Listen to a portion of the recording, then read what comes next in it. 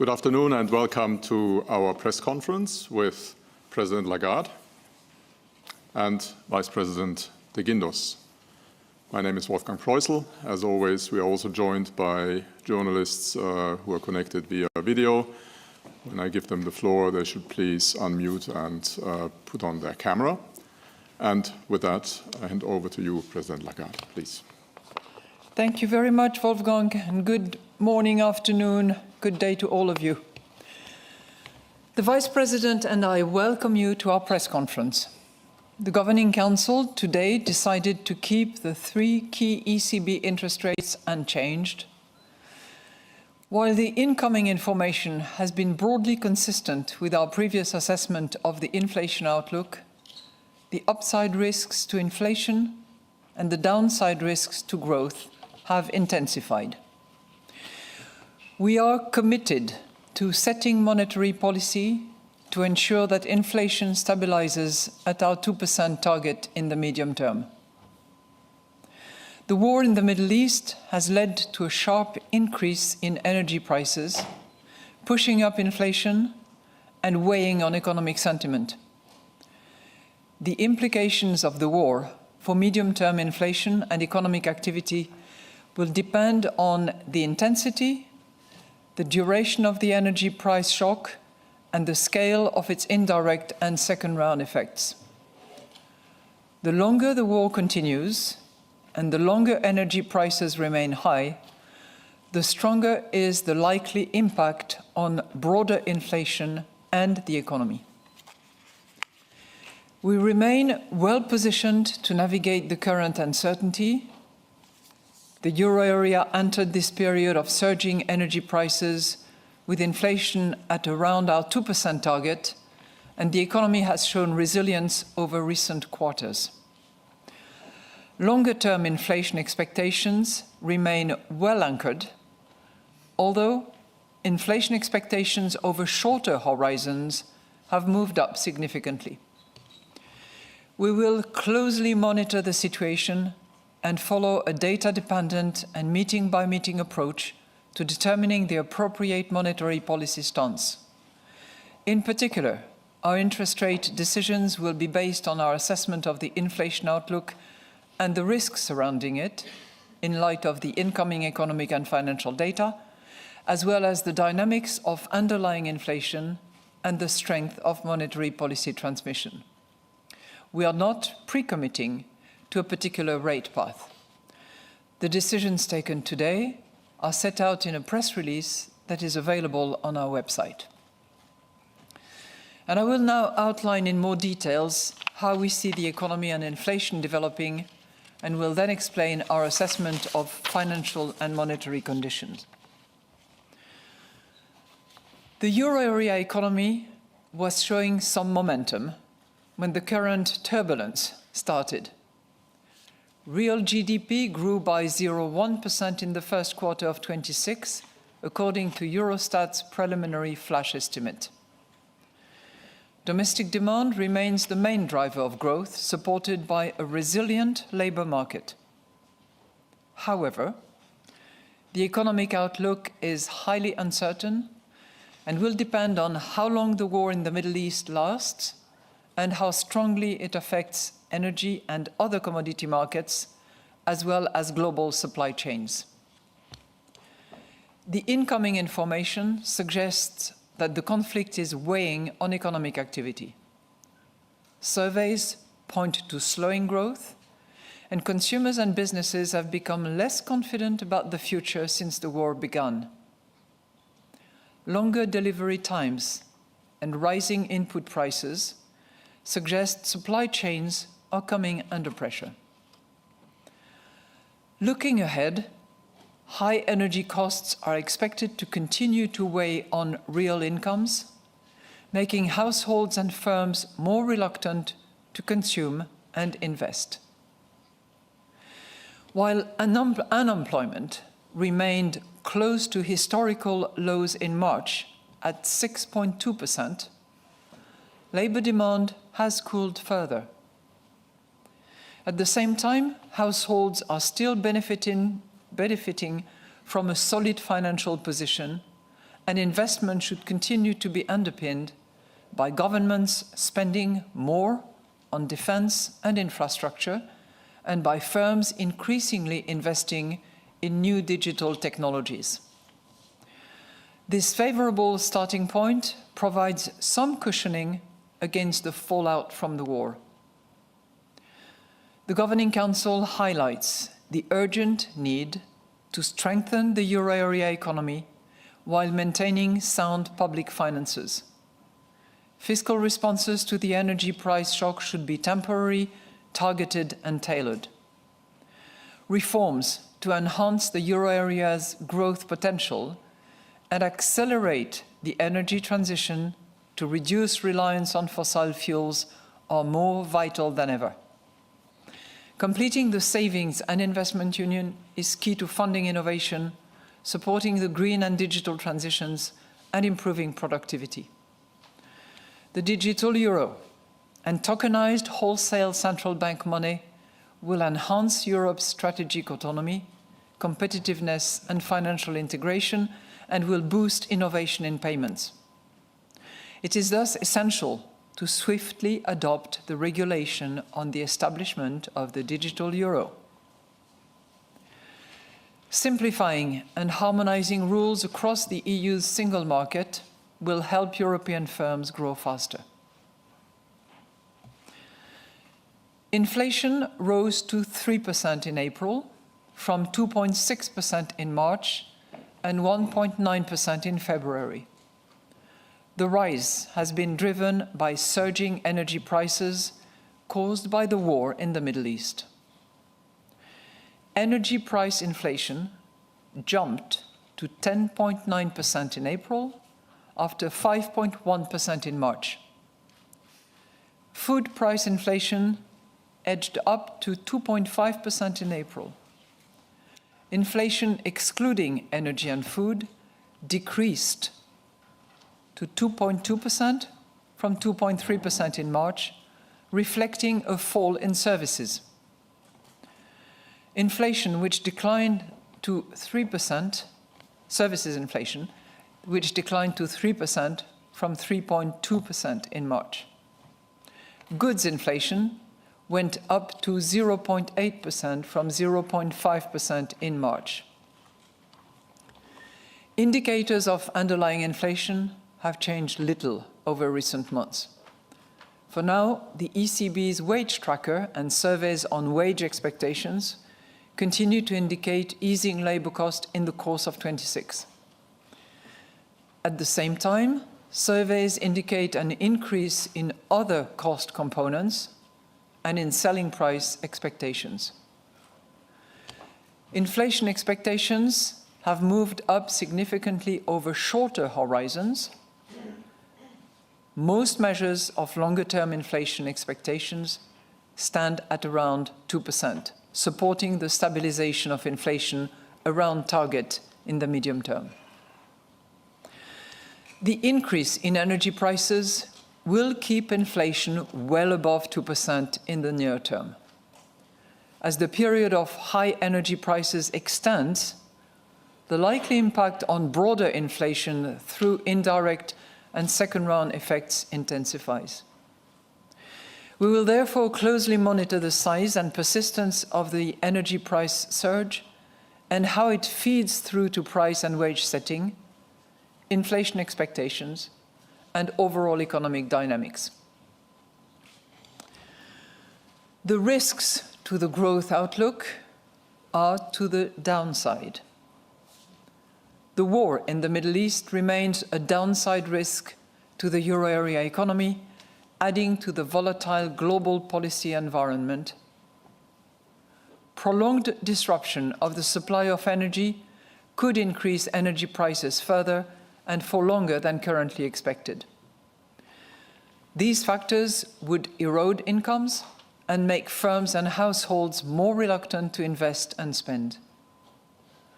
The drag on growth would intensify if the closure of major shipping routes were to cause acute shortages of key inputs that forced euro area firms to curtail output. A worsening of global financial market sentiment could further dampen demand. Additional frictions in international trade could exacerbate supply chain disruptions, reduce exports, and weaken consumption and investment.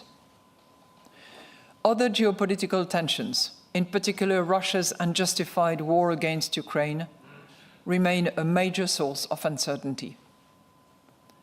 By contrast, growth could turn out to be higher if the economy proved to be more adaptable to the disruption caused by the war in the Middle East, or if the conflict were resolved more quickly than currently expected.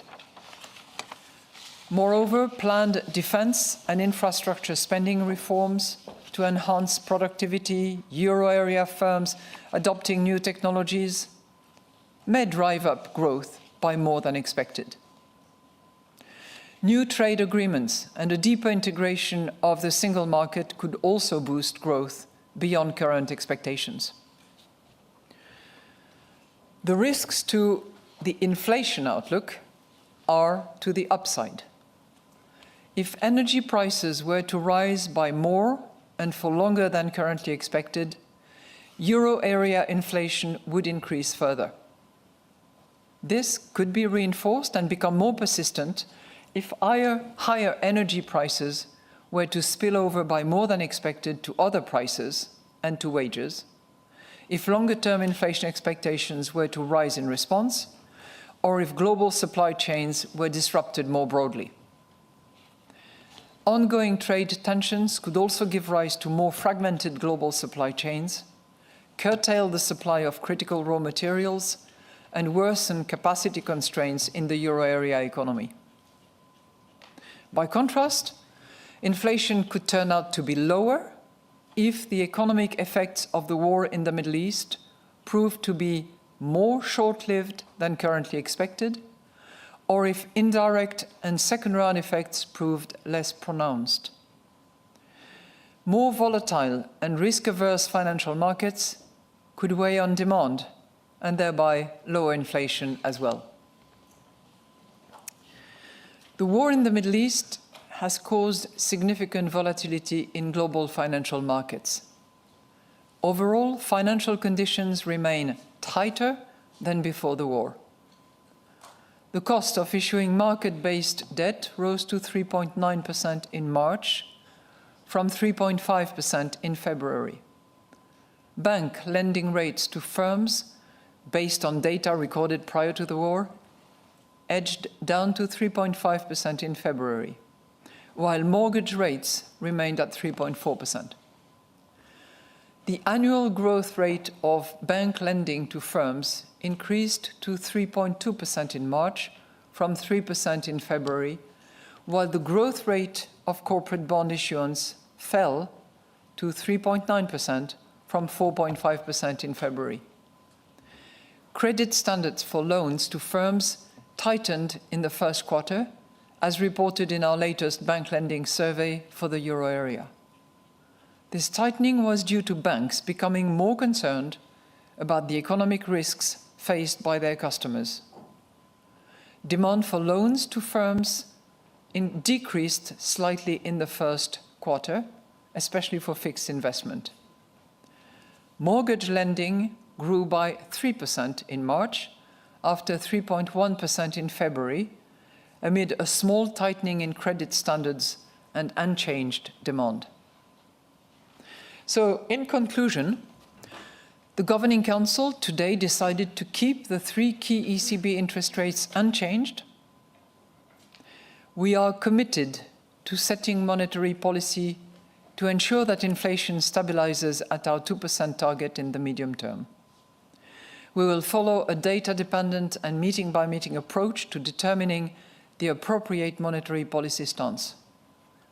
Our interest rate decisions will be based on our assessment of the inflation outlook and the risks surrounding it, in light of the incoming economic and financial data, as well as the dynamics of underlying inflation and the strength of monetary policy transmission. We are not pre-committing to a particular rate path. In any case, we stand ready to adjust all of our instruments within our mandate to ensure that inflation stabilizes sustainably at our medium-term target and to preserve the smooth functioning of monetary policy transmission. And we are now ready to take your questions. And the first question goes to Mark Schroers of Bloomberg. Mark, please. Yes, thank you. President Lagarde, the statement says that the upside risks to inflation and the downside risks to growth have intensified. Where does this leave the ECB, this new risk assessment leave the ECB between its baseline, its adverse and the severe scenario, and what does it mean for monetary policy ahead? And related to that, would you say that a rate hike in June, as expected by markets and most economists, is indeed the most likely outcome unless there is a quick end to the war and energy prices fall back quickly and significantly? Thank you. I think we would all wish that there was a quick end to the war.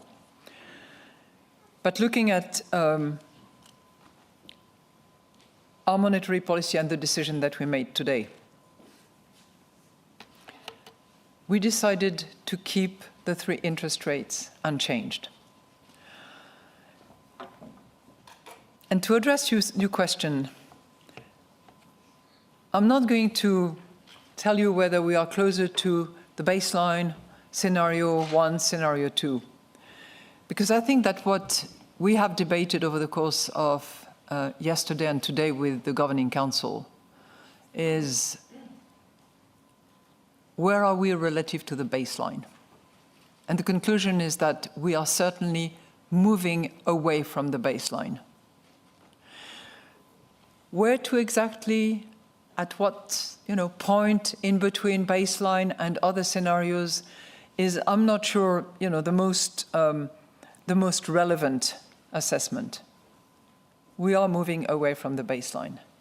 And what is critically important is the impact that energy prices will have. I said last time in March that it would be a question of the duration, the depth, and the propagation. And this is clearly what we need to better assess. If I was to summarize for you what we decided today, I would say that we made an informed decision on the basis of yet insufficient information. So why do I say it's an informed decision? It's because we debated at length and in depth various options. We debated the decision that we have unanimously taken today, but we also debated at length and in depth a decision to possibly hike. So that was debated amongst all governors. And I'm sure that you will meet some governors who will argue both sides, or maybe one side, of both proposals. So it was really a deeply discussed monetary policy stance, of which the outcome was a unanimous decision to leave the 3 interest rates unchanged. And I'm saying that it's an informed decision based on insufficient information. It is caused by the fact that while the hard data is broadly in line with our projection and what we discussed here back in March, but there is such uncertainty that we need to understand and revisit all of that at our next monetary policy meeting. And we believe that given the position we are in, we are saying in the monetary policy statement that we started from a good position, we were well positioned to navigate. So given that position, we believe that these 6 weeks will be the right time to assess the development, to understand in particular the outcome, possibly, of the conflict, or if there is no outcome, that in and of itself will be informative, in order to make an informed decision on verified and revisited information that we will receive in the next 6 months. That's the clearest way, I hope it was clear, that I can describe for the really good discussions that we had both yesterday and today. Next question to Annette Weisbach of CNBC. Annette, please. President Lagarde, thank you for taking my questions. I have a question on whether you have also discussed that the risk of a stagflationary scenario in the euro area and how that discussion went. And also in the US, they are starting to also think about shrinking the balance sheet instead of using interest rate as a monetary policy instrument. Do you look into using other instruments as well instead of just hiking to alleviate the pressure from the price pressure and also help perhaps the economy? Thank you. Well, thank you for your two questions. On the first one, we take the view that the word, it's quite, how would I say, popular to talk about stagflation, and it flags a lot of anxiety and all the rest of it. I think we have determined that stagflation is the right characterization of what happened in the 70s. But from our perspective, we think that it's better to park it in the 70s, given the facts that we have at the moment. It's a completely different situation. In the 70s, you had inflation continuing at a sort of sustainable and solid pace. You had very high unemployment. You had a monetary and fiscal framework that had nothing to do with what we have at the moment. So we don't apply stagflation, that flashy term, to the circumstances that we have, because we really think that it's associated with the 70s situation. On the tools, we have a whole series of tools in our toolbox. But certainly from our perspective, and given the data that we have and the kind of shock that we're facing, we believe that the interest rates is still the best tool that we can use and that we have debated in the course of yesterday and today. Thank you. Francesco Canepa of Reuters. Francesco, please. Thank you very much. So, first question about your reaction function. Could you unpack a little the relative weight that you attach to growth and inflation in your reaction function? And second, about the scenarios. Did you update them? And if so, what do they look like now? And why, if I may, do you not think it relevant to say where we are now compared to the baseline and the two scenarios? Thanks.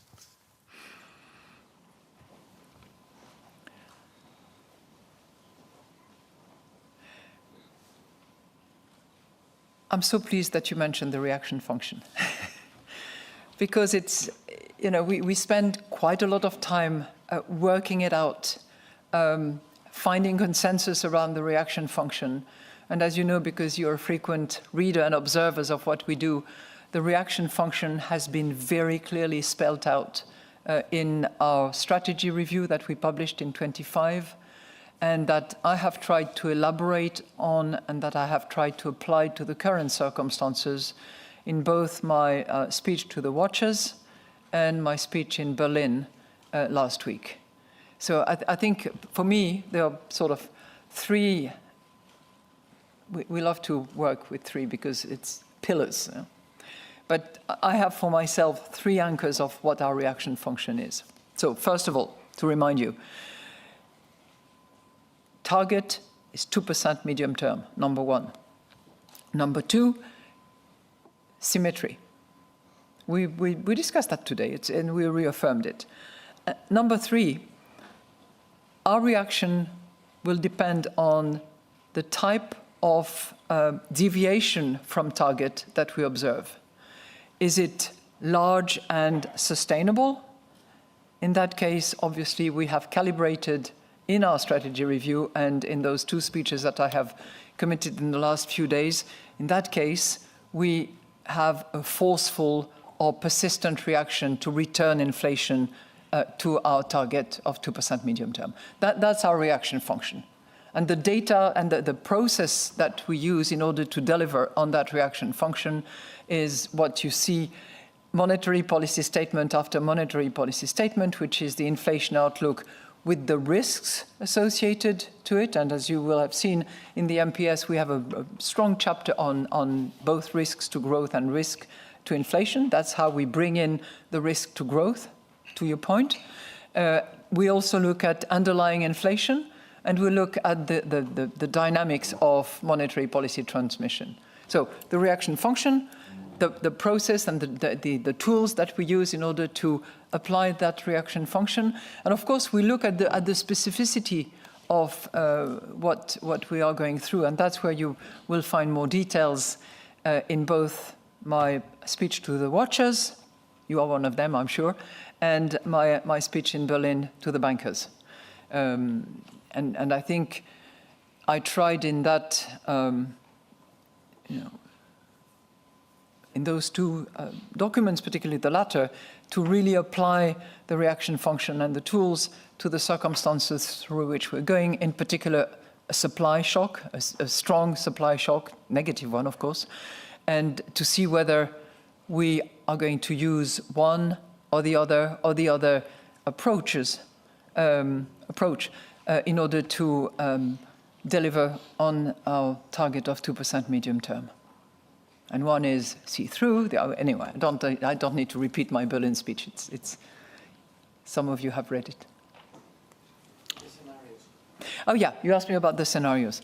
So we constantly monitor.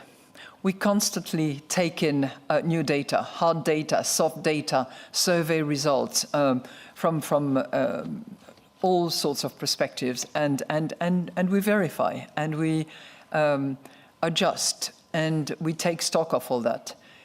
In June, 6 weeks from now, you will be receiving not only the projections that our staff will produce, but you will also see the scenarios as revised and as updated as a result of the circumstances. Turning now to the participants via video link, I'd like to give the floor to Isabella Bufacchi of Il Sole 24 Ore. Isabella, please. Thank you for the opportunity.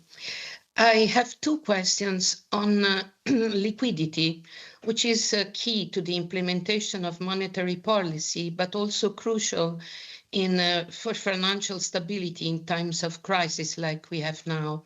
So President Lagarde, Euro area central bank reserves have almost halved from the peak in 2022 to 2.6 trillion in early 2026. And in the last bank lending survey, we found out that the bank access to money market funding has deteriorated. So has the Governing Council been looking at the design of new liquidity tools, as you had a question before on your toolbox, new liquidity tools in the operational framework, for example, new structural longer-term credit operations or structural portfolio of securities? And my second question is for Vice President Luis de Guindos. At the end of your 8-year mandate and 8 years of multiple crises, what is your assessment of the resilience of the banking systems in terms of liquidity? And what about private credit players that do not have access to the ECB liquidity? Is all this enough? Thank you. Well, thank you so much. We miss you here, but it's nice to see you. So I'll take the first question, and then I'll give the floor to the Vice President. We still have abundance of liquidity. You mentioned 2.6. I think it's a little down from that number, but it's a significant amount of excess liquidity in the system. So there is no shortage of liquidity. And as you know, we have a mechanism that works on the basis of access to liquidity. It's a fixed interest rate, full allotment, good collaterals. It's working well, and we're not seeing any tension in that respect. Did we discuss new tools? The answer is no. because what we discussed, and it was on the agenda yesterday, we discussed the timetable and the methodology that will be adopted in-house by staff, as well as within the Euro system, bringing all the committees in the loop to calibrate our operational framework to make sure that it is fit for purpose and that it is good from a financial stability point of view, as well as from a proper functioning of the providing of liquidity, which is obviously one of the missions that we have. With that, I'll turn the floor over to you, my dear Luis. Thank you very much, President. And good afternoon to everyone. Well, we have not doubts about the liquidity position and the capital position of the European banks. The European banks are resilient, and we do not believe that liquidity or capital is any sort of limitation for lending. And this is something that we have analyzed quite in detail. So I would say that we are confident that they have enough liquidity, that they have enough capital, and that they are meeting the purpose of that we wanted to deliver. That is that banks meet the needs and the financial needs of families, households, and corporates. You referred to private credit. Well, we are going to dedicate a full chapter of our financial stability review to private credit. It's something that is catching the eye of markets because of some liquidity issues. Private credit is a totally different animal in comparison with the banks in terms of oversight, in terms of the way that they function. And we are going to analyze, interlinkages between private credit and other players, as insurance companies, as the banks, and with private equity. And I think that you will have, a full explanation of our approach and our assessment of the potential financial stability risks posed by the private credit in our financial stability review that is going to be published in 3 weeks. Next question. Sorry. Next question goes to Olaf Stauberg of the Financial Times. Olaf, please. Thanks for taking my questions. My first question is on a scenario that some economists discuss at the moment, which is basically a return to the 2011 scenario, where the ECB hiked relatively early on, then had to reverse after finding out that it basically pushed the economy further into stagnation. Is this a scenario which is on the top of the Governing Council's mind, and has it been discussed? What are your thoughts on that? And my second question is also to the Vice President on cross-border banking mergers in the euro area, which has been, I think, kind of a favorite topic of the ECB in recent years. We now have a situation where the German government is quite openly opposing a potential merger. Do you have any views on those kind of actions of the German government, or what, at least the position? Thanks. Well, thank you for your first question. We, around the table of the Governing Council and the staff of the ECB and the Euro system, is very attentive to our history. We don't have a long history, but we are paying attention to what has been done in the past. And you might argue that we, learning from history, will want to stay away from the risk of being too early, that's your reference to 2011, and the risk of being a little bit too late, and that's what some of you would characterize for 2022. I would like to debate that forever, of course, but that's where we are. And we are going to be very attentive to the data, very attentive to the inflation expectations, very attentive to the supply chain disruptions, very looking into the depth of the wage agreements and the collective agreements that will be negotiated in the near future, attentive to selling prices. I mean, there is a whole range of data that we will be paying attention to in the next few weeks, and there will be plenty of it coming in the next few weeks, to be certain that from the good position we are in, we make the right decision, because our determination is to bring inflation to 2% medium term. And that, there is an ocean of uncertainty. Things might change, for the good or for the bad. But one thing is certain, we are determined to return inflation to 2%, medium term. My dear Vice President.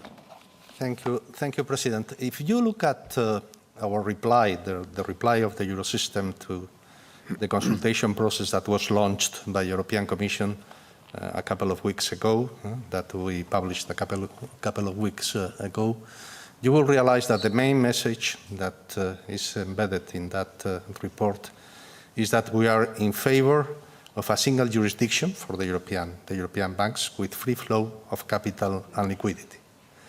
And I think that, referring to the deal that you have indicated, that you have alluded, well, I think that this principle applies very clearly. Next question now goes to Jean-Philippe Lacour of Agence France-Presse, AFP. Jean-Philippe, please. Okay. Thank you, Wolfgang. Bonjour, Madame la Présidente.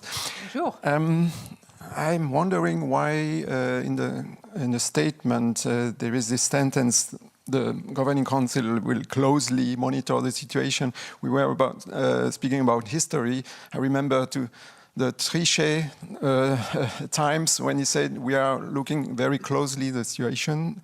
It was a pre-signal for a soon rate step. So I'm wondering why the need to add this in the communique. What was the rationale behind this today? And on the other side, on my second question, there is a stagnation or quite the stagnation of the Eurozone economy. If the ECB were to raise its rate again, are you not in a dilemma then to change the situation from stagnation maybe to recession, because an aggressive rate hike could hamper the economy? So is it here the dilemma you have to solve? Thank you. Well, thank you very much for your two questions. I think with all due respect to my predecessors, including my dear friend Jean-Claude, I try not to be exceedingly coded. So it's not because I add one adverb or one adjective here or there that is going to mean necessarily this or that. But, on the basis of, number one, the hard data that we're getting, on the basis of the worsening of our risk assessment, you will have noted that the nice word tilted has been removed, and that we are not saying long-term versus short-term. We are looking throughout the period and consider that risk is to the downside for growth and to the upside for inflation. So on the basis of that, and in view of the uncertainty that we have around, we are bound to revisit the situation on the basis of the data, the projection, the sensitivity analysis, the updated scenarios, and then we will take a decision. I think directionally I know where we're heading, okay?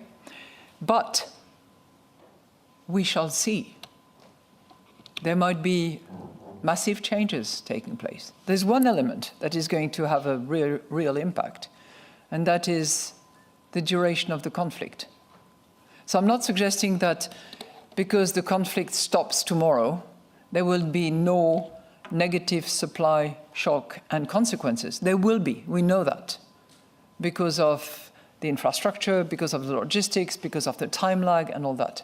But it would certainly have a significant impact, in particular on the oil futures, for instance. So we are watching, okay? And we are watching out the development on the on our economy and the impact that this negative supply shock has on inflation and on the activity. We will be looking at both. I think I dealt with the stagflation because that's really something that I park in the 70s. And given the projection that we have for March, 0.8% growth, followed by 1.2, followed by 1.3. I wouldn't call that stagnation, sorry. It's lower growth, granted, in 26, but we're not in stagnation, let alone recession. Now, you can imagine scenarios where we are heading towards those situations, but this is not what we are seeing for the moment. Thank you. And now Andres Stumpf of L'Expansion. Andres, please. Thank you. Madame Lagarde, with the risk of boring you again. You never bore me. I'll have to ask again of today's decision, because I don't really get if the decision is taken in, and we are just waiting to see whether we are in the bad scenario or in the worst scenario, and even the baseline one that is bad by itself contemplates or has embedded 2 interest rate hikes. I don't really get what could the ECB be waiting for. And a second question, some leaders advocated last week in Cyprus for activating the escape clause in the fiscal rules, and I would like to know the ECB's opinion on this. Thank you.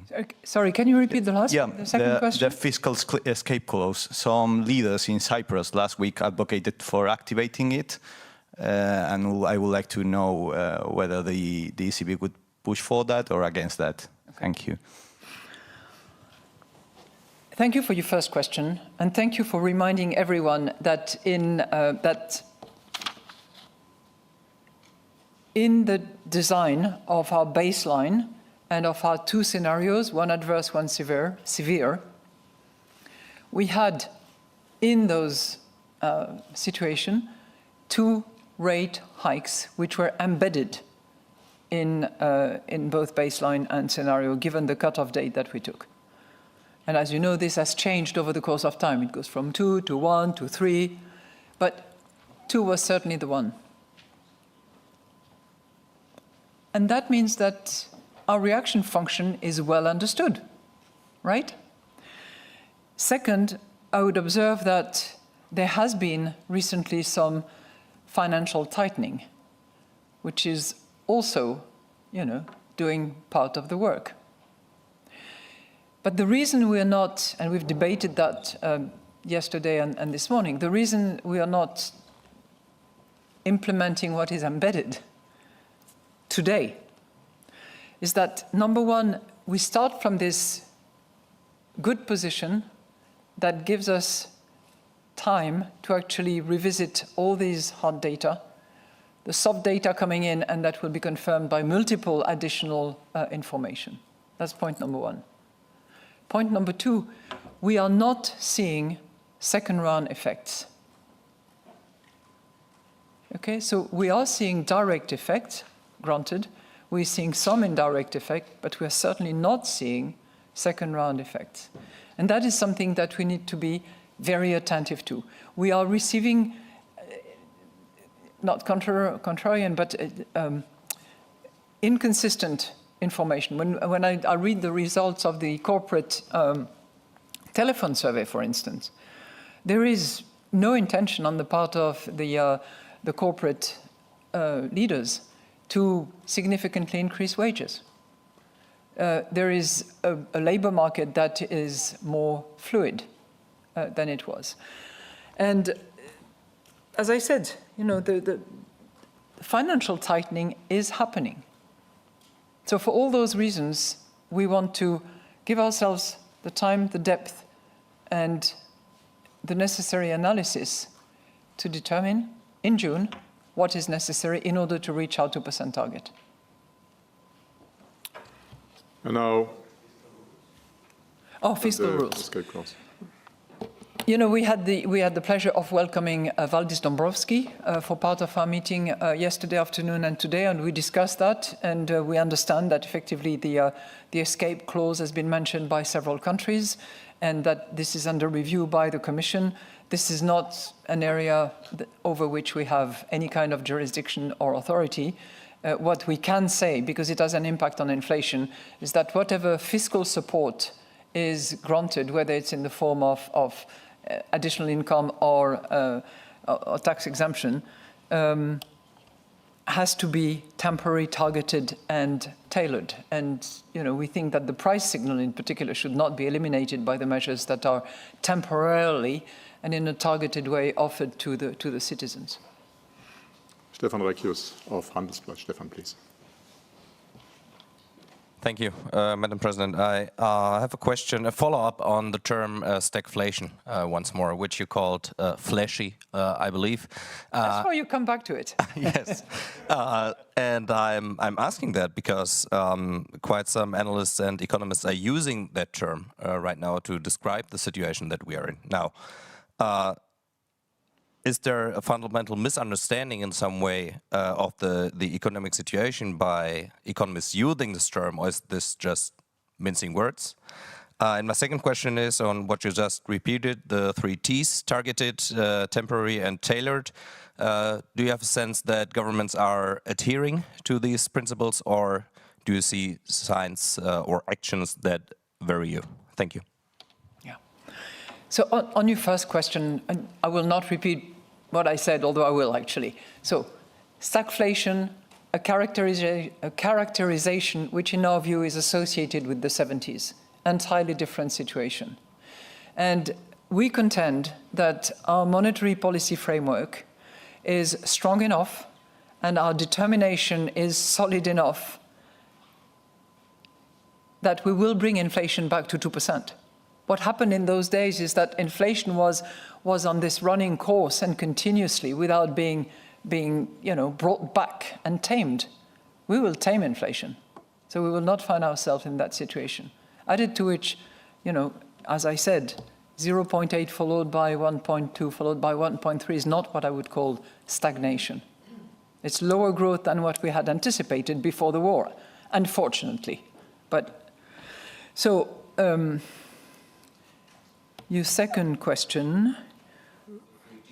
Oh, the 3 T's, yes. So targeted, temporary, tailored. Some people add a 4th T, by the way, which is transformational, so that the measures that are taken actually take us in the direction of some structural reform element about it. Our great staff has done a calculation of how much GDP has already been committed in terms of TTT. And what we have at this point in time, and that was, I think, as at April 21st, but I stand to be corrected on that one. But based on what had been committed by then, it equaled 0.1% of euro area GDP by the various governments. Now, some governments had, more fiscal space than others. Certain governments did not pay attention to one of the T's.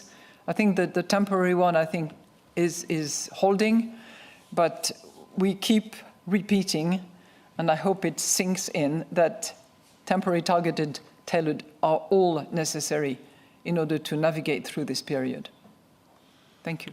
For our last question, we turn back to video participants, and it's for Chelsea Downey of the Wall Street Journal. Chelsea, please.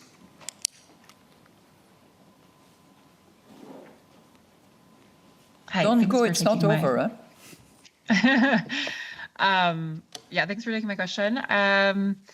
So you spoke a bit about propagation.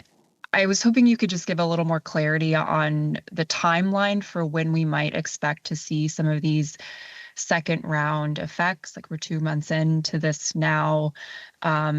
Is June, or is it sometime later? Like, well, yeah, what is the timeline for we might expect to see second round effects? And then just to clarify this point, is there any scenario in which the ECB doesn't react to these higher energy prices? Like, looking at the baseline, what's already in the pipeline, the likelihood that getting energy flows restarted takes months. Is there any situation in which in which there's no need to react at all? First of all, the ECB will always react, because we will take inflation back to 2%. So whatever the reaction, but we will react. Time for propagation. We believe that by June we will have a lot more information that will help us revisit, ascertain, verify, to see whether or not we have second round effects. And as I said, the number of indicators will include many elements, from the wage setting, the hiring, the selling price revisions, the commodity prices. I should have mentioned that one first. Commodities prices, because it's both oil and gas, but also all the derivative and everything that is actually channeled through the Strait of Hormuz in particular. And we will take all that into account. And we will continuously do that. So before you all go, I would like to take advantage of my position to actually turn the floor over to my dear Vice President, my friend and colleague, Luis de Guindos, and ask him, his take from 8 years at the helm of the ECB together with a president. Well, thank you very much, President. Let me say first that it has been a real honor to accompany you and Wolfgang for more than 6 years to this press conference. I think that is really enlightening. And perhaps to say, in my view, that this press conference, from my standpoint, is one of the most useful, relevant instruments that we have to communicate our views, our policy decisions, our, our approach with respect to the assessment of financial stability situations. And I think that the dialogue that normally, you respond and you ask questions is something that I think that is very useful. So you play a role here. You play a very important role, in this press conference. Very often I have found that your questions were the correct ones, that were smart, intelligent, and sometimes a little bit uncomfortable. But I think that, is, to ask complicated questions is part of the job of a good journalist. Sometimes, on the other side, you can say, why they are asking me about that? But I think that is your real obligation, and it's your mission, and you have accomplished that over the last 8 years, that I have been coming to this press conference. Thank you very much, Vice President. And we'll see each other on 11 June, if you so want, the next Governing Council and press conference. Thank you.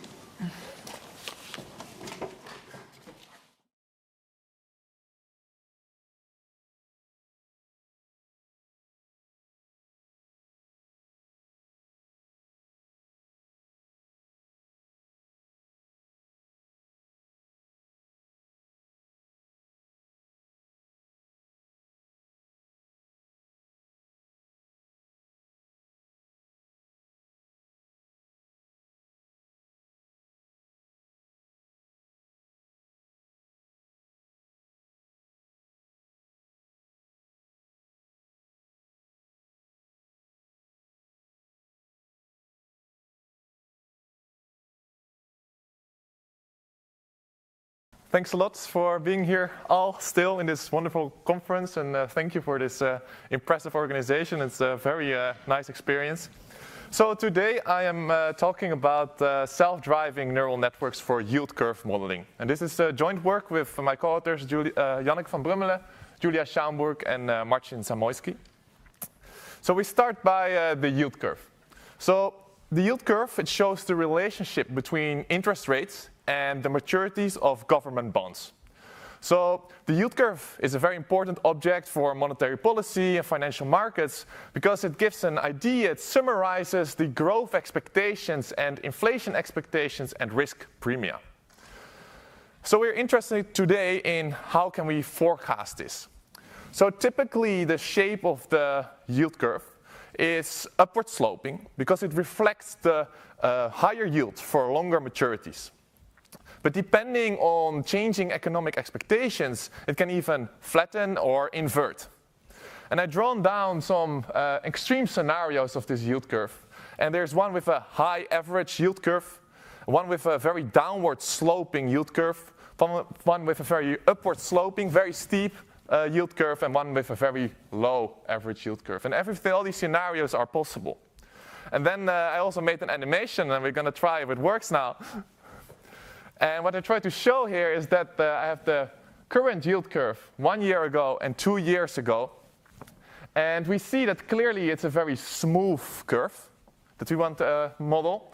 And also clearly there's a time lag in there. There's dependence over time, which also motivates that you can forecast something like this.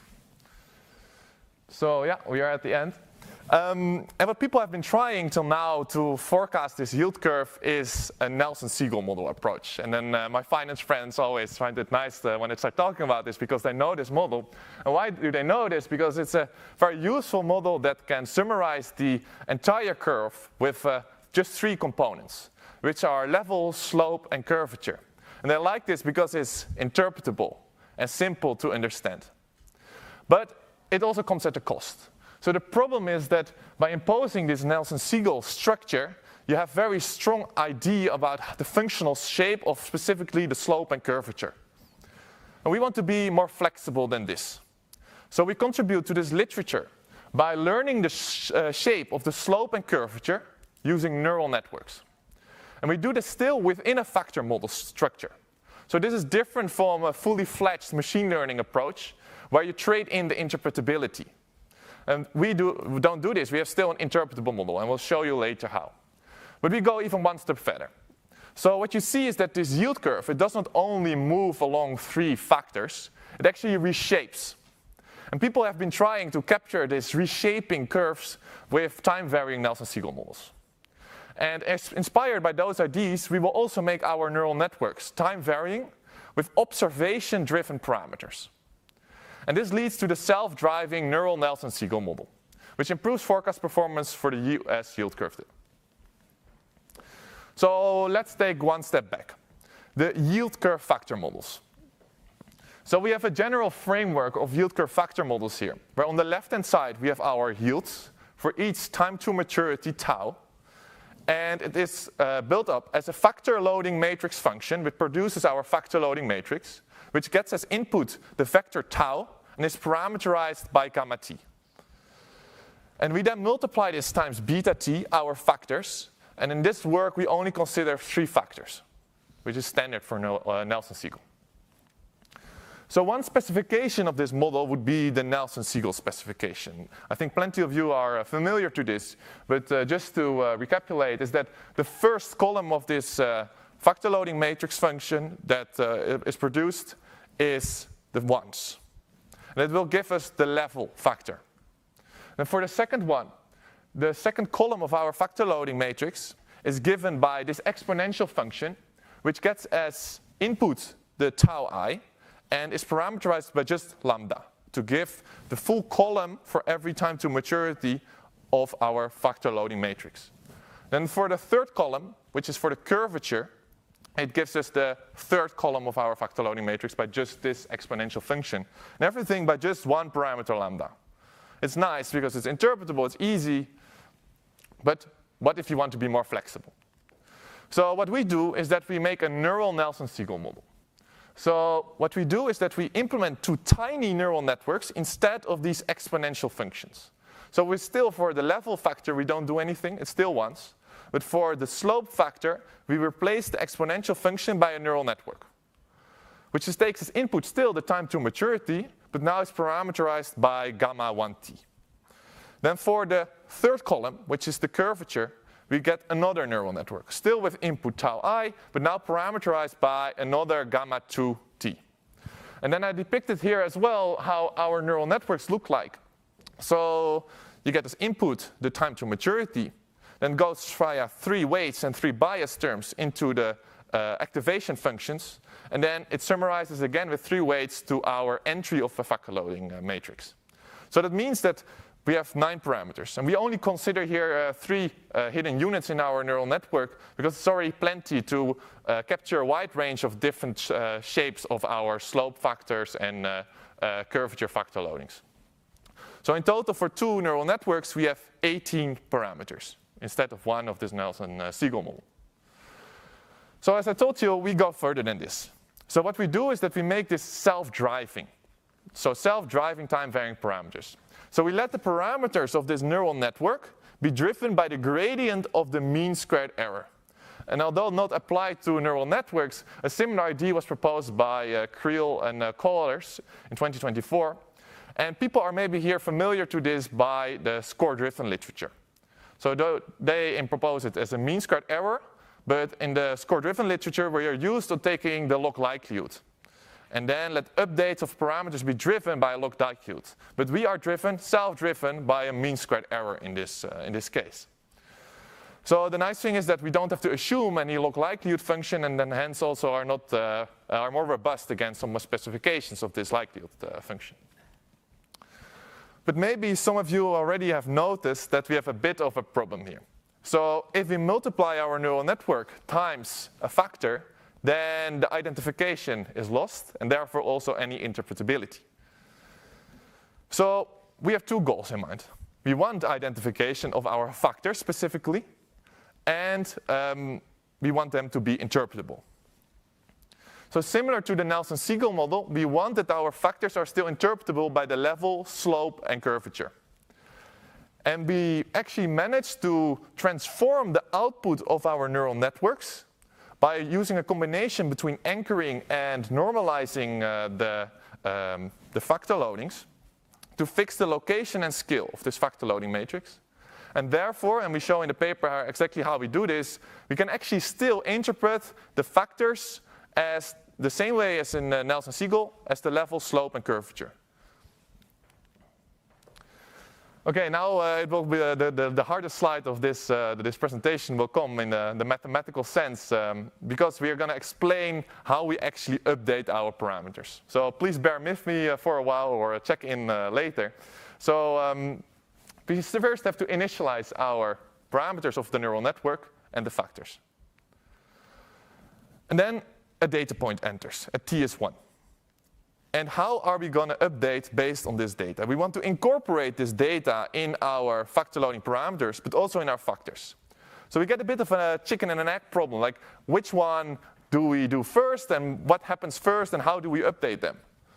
So we decide to disentangle them and update them separately. So we do this for 1 until capital T, the full sample. And we do this in 2 steps. So we have an updating step, which incorporates the new data that enters. And then we have a prediction step, which tells us how our factor loading parameters and factors should be in the future, 1 step ahead. So the update step, we start by updating our neural network parameters, the factor loading function parameters. So we get our gamma t, and then we add a times nambla t, where nambla t is the gradient with respect to the mean squared error and tells us the direction in what way we have to move with our parameters to get lower squared error. And then A is a learning rate matrix actually, so it's small, and it will tell us in what size we should make this updating step. People are maybe familiar with this, with gradient descent or stochastic gradient descent. And then when we take this updated factor loading parameters, we put them again in our factor loading matrix function to get updated factor loading matrix. And then using this factor loading matrix, we can actually do a simple ordinary least squares regression in the cross-section of our yield curve to summarize the yield curve again in 3 factors, but now based on our produced factor loading matrix. And then we get this beta t given t. Okay, so we update it now. We take in the new data that comes in, and now we want to predict. So we define our factor loading parameters and the factors as autoregressive processes to predict into the future. And when we do this for 1 step, we get again our factor loading matrix, but now the predicted one, and then multiply them times beta to get a prediction of our yield curve 1 step ahead. But suppose now we want to do 8 step ahead forecasting. So what we can do is that we can repeatedly do this prediction step without updating in between to recursively obtain the 8 step ahead forecast. So for 8 step predicting, we get the 8 step ahead forecast. So we introduced a couple of new entities here, the A matrix, the B matrix, and the omegas. And we have to optimize those. So we do this by minimizing the mean squared error. And we have to impose some more restrictions, because if you have 18 parameters in your neural network, you get quite large A and B matrices, 18 by 18. So that's a lot of time to optimize.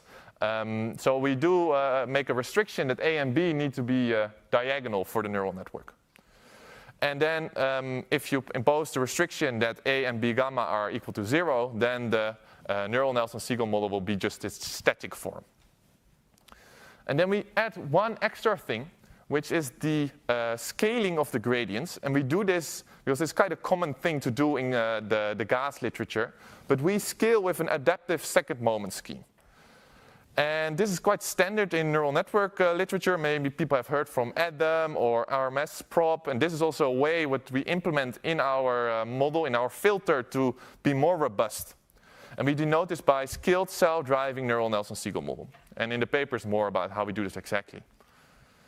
Okay, we go now to the application to actually see whether it makes sense to see better forecast results. So what we do is that we have yield curve data by Liu and Wu. And we have actually a set of 1 till 180, and for a shorter part of the sample till 360 maturities. But we take out 24 of those maturities to train our models. And we overweight the earlier maturities, and we include maturities until the 180th maturity. And then we forecast 1 till 12 months ahead. We have an in-sample of 1985 till 2004, and an out-sample of 2004 till 2024. Well, first we have a look. So we first estimate the model on the full sample, so 1985 till the end of 2024, to get a bit of an idea what is happening in sample. And we have a look at the factor loading matrix of the SSD NNS model. And this picture depicts the factor loading column, the factor loading matrix column of the slope factor. And we anchor on the earliest maturity on the left-hand side to 1, and on the right-hand side to 0. And in between, we let the neural networks tell us how the factor loading matrix, this column of the factor loading matrix, should change over time. But actually, you see, there's not a lot of movement happening here. However, if we now have a look at the curvature factor loadings, we see that there is a much more happening over here. There's a lot more movement. It's quite hard to actually make a nice figure out of this, but you have to trust me that what's happening is that the peak of the factor loadings is moving from maybe higher maturities to lower maturities and then back. And this is actually contributing to better forecasting results. Because if we look here at the relative root mean squared error plot, where we compare to a random walk, and what we do is that we have some benchmarks, the random walk model, the Nelson-Siegel model, and the neural Nelson-Siegel model. And then we introduce a new benchmark, which is the scaled self-driving Nelson-Siegel model, where lambda is now evolving in the same way, updating in the same way as the parameters of our neural network were updating. So the same filtering procedure is now also done for Nelson-Siegel, and we do this to actually distillate whether it's the neural network that's contributing to our result or the self-driving dynamics. And then what we see, on average, over these 6 maturities out of the 24 that I've selected, that the SSD NNS has the lowest forecast error and is significantly outperforming the random walk. And here the SSD NS is also outperforming random walk, but the static models are not. So we see that the self-driving dynamics, they contribute here to better forecasting results for the 1 month ahead forecast horizon. And when we dive deeper into these results, we see that especially for the curvature forecast results, which is more like the medium-term maturity, so let's say the 60th maturity, we see the only model where we cannot distinguish the forecast with the random walk, while the other models do significantly worse. And then we add another model, which is an ensemble between this SSD-NS and the SSD-NNS model. And this actually is improving forecasts a little bit, but it's still very close to the SSD-NNS, being kind of an extra argument for our model. Then we go to the 12-month ahead forecast horizon. So a bit further. And what we see here is that still the SSD NNS has the lowest forecast error. But now, interestingly, also the neural Nelson-Siegel model is doing very well and significantly outperforming random walk, where the NS variants, the Nelson-Siegel variants, are not.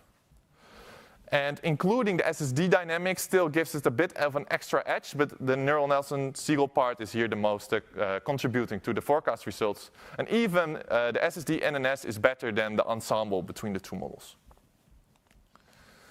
So then we have a look at how the error accumulates over time to get a better idea on what is the error distribution for the different type of maturities. And we do this for 2 horizons and 3 maturities.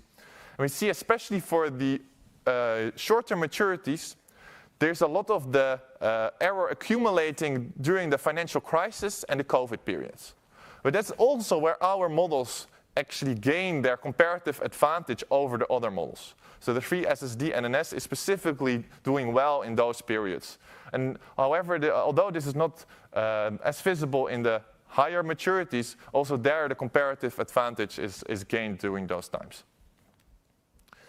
Well, then we have a bit of a larger plot, but what we do is that we have a multi-horizon model confidence set based on the average superior predictability. So what we do is we have a look at one maturity, and they want to know what is the best forecasting models. And then we create a model confidence set, where we kick out models of this set that are significantly performing worse forecasts for all the horizons on average. So we consider the 12 horizons here. So if it's green, it's included. If it's white, it's excluded. And you see that we introduce a couple more models here. And specifically, we have now 3 variants of the SSD NNS model, where the 3 SSD is the one that I also showed in previous tables. But with the 1 and the 2, I impose some more parameters sharing the A and B matrices to kind of speed up the training process. But actually, the most flexible variant here, the 3 SSD NNS, is the one that is always included in the model confidence set, while other models are excluded for at least 4 of the periods. And specifically in those area in the maturities that relate to the curvature of the yield curve. So then we do actually something new, which is quite interesting, is that we take the same test by Quadfleek, but we now change kind of the dimension. So instead of looking per maturity, we now look per horizon over all the maturities on average and see which models are included in the model confidence set. And what we see here, yet again, the 3 SSD NNS is always included in the model confidence set, where other models are not, except then for this SSD ensemble, but which actually consists out of our model, right? And also to stress here, like the Nelson-Siegel models, the self-driving ones, they are always excluded of the model confidence set, showing that our model always is better than the Nelson-Siegel, the self-driving one. So in the paper, we have a bit more. So in the paper, and I don't have time to go over everything in detail, but to summarize is we have a closer look at the in-sample results. So what we do is that we compare the Nelson-Siegel model with the neural Nelson-Siegel model, the static ones, and then have a look at the factors they produce and the factor loadings. What we actually see is that with our neural Nelson-Siegel model, because of the strong, the hard restrictions we put in there, the constraints, we actually gain more interpretability of our factors. And then we also have a closer look at the curvature loadings. And what we see for the 3 SSD NNS model is that we shift the maximum of the curvature loading from the higher maturities to the shorter maturities in 2024. So it means that actually most of the explainability about this curvature is first at very long maturities, but actually can move towards the very short maturities. And that's producing the better forecast results. And also motivating why we need actually this changing curvature. So then we also do a factor analysis where we compare the produced factors we get with the empirical proxies. And the problem is that these proxies, they are static type of proxies. So we see actually our model aligns very well with those in the level and slope, but in the curvature, it does not. But it's actually because the static proxy does not capture this time varying kind of curvature in the yield curve. And then we do also an extreme scenario analysis, where we look at the places where we get the highest forecast error. And we see actually there specifically that our model captures the shape and the update a lot better than what the Nelson-Siegel model can do. And then we also add a simulation study. And to summarize, what we do is that we have a dynamic Nelson-Siegel model, which we estimate on the full sample, and then simulate from this model. And therefore, it's empirically calibrated, but this is a static model. But then we replace the lambda in the Nelson-Siegel model with time-varying paths. And these time-varying paths, we impose the structure ourselves, and hopefully it can tell us something about reality. So we have an AR1 dynamics, and we have one with structural breaks, and we have empirically estimated lambda paths. And this way we can really stress test our neural network model compared to this Nelson-Siegel models, because we are here in a scenario where it really favors Nelson-Siegel models, since the simulation experiment is formulated as a Nelson-Siegel framework. We do this for 3 sample sizes, and we see actually that our SSD-NNS model is very competitive with this SSD-NS model, and even sometimes outperforms, and specifically when there is a lot of time variation happening. So to conclude, what we do is that we show that we have flexibility of neural networks, improve the capturing of the yield curve, and specifically for the longer horizons. And then adding the self-driving dynamics improves forecasting, specifically because it captures the moving curvature a lot better, contributing to the better forecast results also for the shorter horizon. We are among the best forecasting models across all horizons and all maturities for the benchmarks we included here. And some exciting thing to think about even more is that this structure of imposing these neural networks within this type of factor model, which we then could call a neural factor model, could also be used in other kind of term structure applications, but even other multivariate time series applications where you assume or expect that there is some kind of smooth relationship between your time series that you can capture with this neural network in potentially a time-varying way. Thank you, and that was it. Thank you. And the paper will be discussed by Sarah Mouabi from the Banque de France. So thank you very much for having me here today. I very much enjoyed reading Seko's paper. And sorry, I just located this. Perfect. So I will briefly specify the main elements of the paper that I think are worth taking with you. And then I'm going to be giving a bit of an overview of the literature so that we can position it a bit better and place it in the literature. So the model itself, so the framework, is a factor model of the yield curve, where the interpretation of the factors will preserve the level, slope, and curvature interpretation. The idea is that the first factor, the level, essentially loads on all maturities. The slope is downward sloping, so it loads more on short-term maturities than long-term maturities. And then the curvature is going to be loading predominantly. The medium-term maturities will be loading predominantly on this third factor. What is happening here is that there is a replacement of these fixed loadings, which is what we usually have in a traditional term structure model.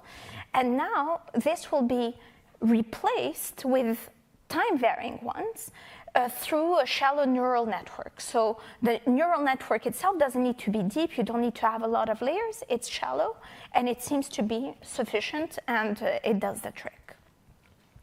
Now, the reason why the authors argue they present this framework is because they want to preserve the interpretability of these factors, and they will therefore introduce identification restrictions on the loadings such that you can uniquely identify them and preserve the level, slope, and curvature interpretation. Now, the main findings are that their models, they have a sequence of models, as you've seen, but the most sophisticated one, the one that is self-driving and embeds the neural network and the Nelson-Siegel interpretation, this very model is the one that seems to outperform standard benchmarks. So you'll see you'll have the random walk there, the Nelson-Siegel. They won't have the Diebold and Lead. It could be something that you might want to incorporate. And it will be able to outperform them on average and uniformly across maturities. And so this is going to be an element I'm going to be talking about later on in my discussion. The strongest gains are at a short forecast horizon and at medium maturities. And I think that this is key. This medium-term maturity might be fully captured by the curvature changes that Seco showed earlier. Remember, those are the ones that load predominantly on the third factor. Now, the literature as it stands, and maybe my representation is going to be extremely schematic, goes as follows. You have several purposes for these term structure models. You might just want to fit the yield curve. In fact, the data that Seco uses comes from a fitted yield curve, which falls into the second category, the non-parametric category, the Liu and Wu paper. But the original term structure models first started with parametric curve fitting, and this is where your standard Nelson-Siegel falls into place. You have a functional form for yields across maturities, and the idea is to have a small set of interpretable factors. Then we moved on to more flexible approaches, splines, kernels, even machine learning at this point. And then you have a second segment of the literature that is interested in forecasting. So we go beyond fitting now, and we care about predictive ability. And so the most common ones are the random walk and the Nelson-Siegel model. But here I would invite you to also look at more recent papers. I'm only going to cite one off the top of my head by Laura Coroneo and co-authors, which introduce surveys and show that it adds into the predictive ability. And so within this forecasting strand of the literature, you will see that you have time-varying parameters showing up, machine learning papers and neural networks in particular that are becoming more prevalent in this strand. I'll be quicker on the second part, but I want to focus on my top point, which is the no arbitrage asset pricing models. Now, these models are trying to serve a deeper purpose. It's not only fitting, it's not forecasting, it's a deeper economic interpretation that we're trying to extrapolate by introducing a consistency across maturities. So this no arbitrage condition imposes that every maturity is intertwined with the other.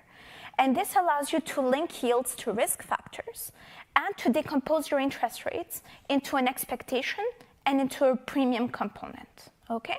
You have an additional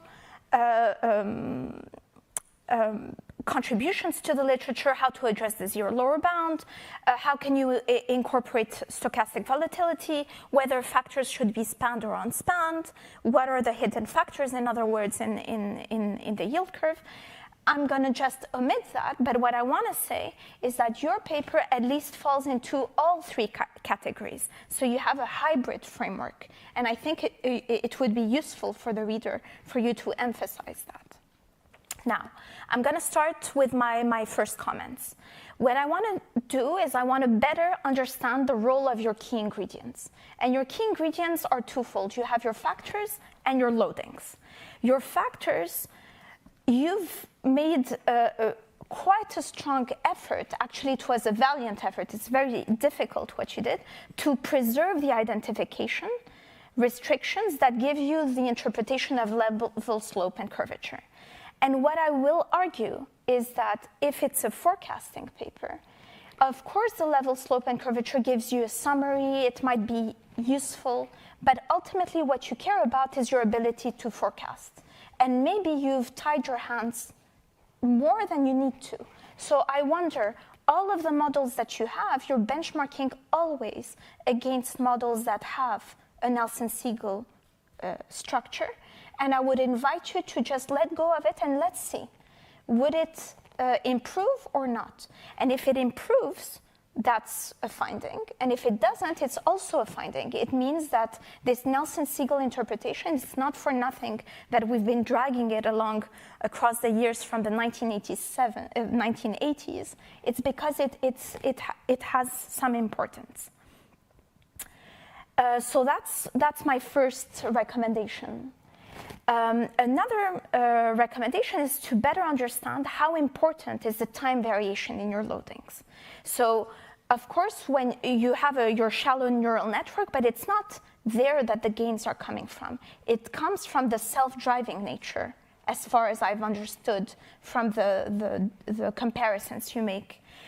But we also notice that if you have too much time variation, then you have a problem. There's a picture you didn't show, but that is on your paper, figure 7, and we can see that if you have excessive time variation in your loadings, then your forecasting performance weakens. So what is this sweet spot in time variation that is necessary?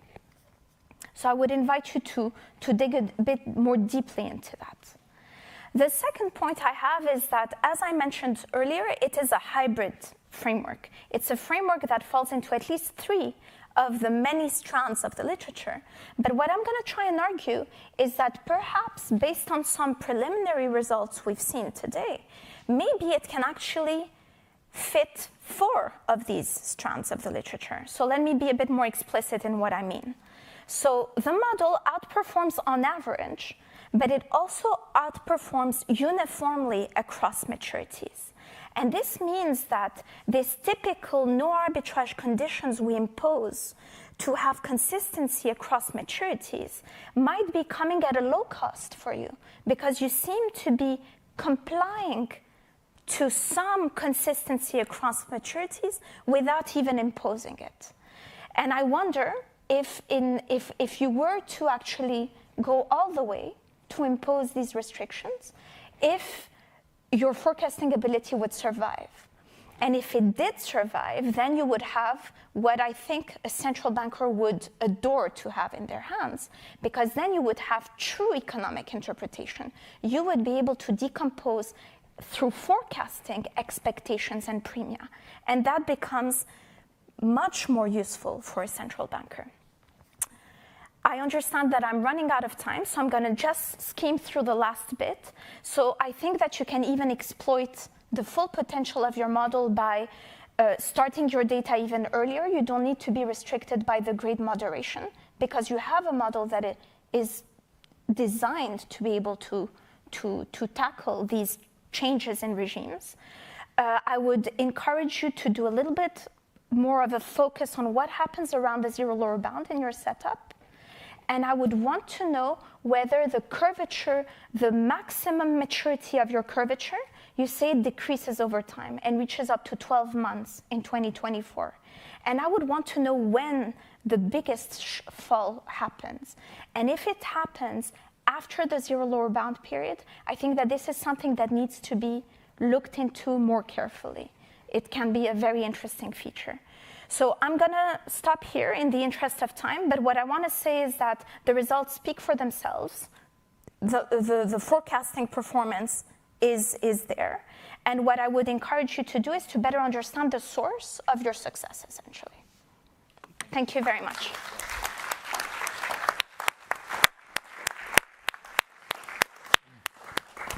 So I guess, Siku, you want to reply? Yeah, thanks a lot for also pointing out to maybe draw an even bigger perspective in how we can use these models. I think it's very helpful and also very interesting to see how we can maybe stress test even more and include more benchmarks maybe, and then see if the results even hold up over there.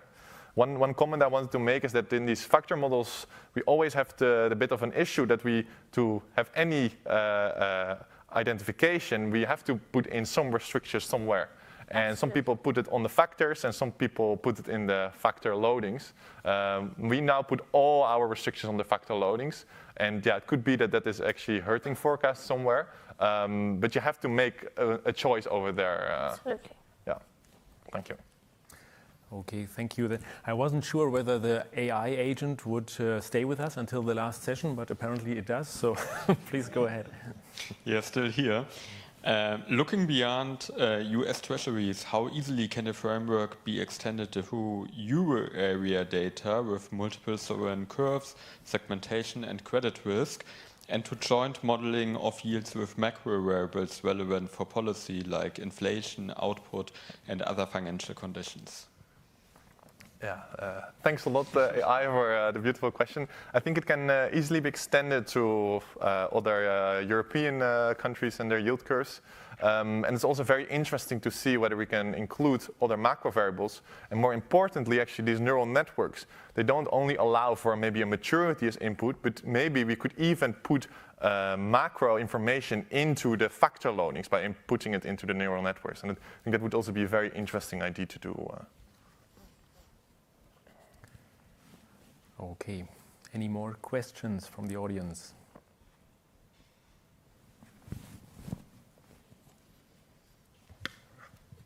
Thank you for this very nice presentation, Bernd Schwab from the ECB. So it seems like when the lambda becomes time varying, that arbitrage freeness goes out of the window and that there's very little one can do about it. But still, even if the model is not arbitrage free, it would still be interesting to look at the term premia that are implied by the model. So to decompose any maturity into expected future short-term rates and a narrow term premium, and just to look at whether the sequence of models has vastly different implications for the term premium, or whether they don't really matter because we mostly make the measurement equation of the models more flexible. And so this is more a comment than a question. And a question is, so the dynamic Nelson-Siegel is a model in state space form, and the measurement equation is now more flexible. The factors evolve over time, and they have variances, state equation error variances, whether one can also use this to make these variances time varying in a self-driving way, and whether that is sensible. Thank you. Do you want to reply immediately to that? And then yeah, so like the reason why we kind of focus now on just Nelson-Siegel, not dynamic Nelson-Siegel, actually our forecast results were a bit better for Nelson-Siegel than dynamic Nelson-Siegel. But I think it could be very interesting to also look at whether we can make this variance time varying, because we saw already like adding second moment information about the parameters of the neural networks makes it more robust, but also to look at the mean squared error itself and also impose there like the variance structure and make it time varying. I think it's a good idea to do. Yeah. I think Faizan had a question. Thanks so much, Siko. I had a question similar to the AI, but not euro area specific, which is yields are available for a wide range of emerging market and developing economies, but precisely that's where the yield movements and predictability can be important, because the yield changes are a real sign of, they can move very rapidly, and that can be a sign of underlying distress. So what assumptions are needed if on how well the yield curve needs, how deep the financial markets need to be for the model to work well? Could you extend it to countries where there is a yield curve, but it's not very tradable, it's not a very tradable treasury market? So for now, we use this data set by Liu and Wu. And the nice thing is that there's no missing information there because they already imposed that. But potentially that could also make they still do some imputation there. So it's a bit of the question whether that is still possible in those, and how good these imputations would be for smaller countries. But it would be definitely interesting if we can still impute that, whether we can still use it in our model. And what is nice, and why we use this kind of factor structure, that still, if we estimate the model on a selected number of factors, we can still make forecasts also for other time to maturity. So we don't need all the maturities that Liu and we will create. So that I see possibilities there as well. Yeah, thank you. So now that we know that allowing for this observation-driven time variation seems to improve the forecast, I guess one could also try to use then the setup that seems superior to others to answer economic questions. So for example, one that comes to mind is that it seems that the inversion of the yield curve is not as informative anymore about recessions as it used to be. And maybe you can exploit the structure that you have created to see what's going on now when the yield curve inverts. Why it's not anymore as representative of economic activity as it used to be in the past. But there are certainly others.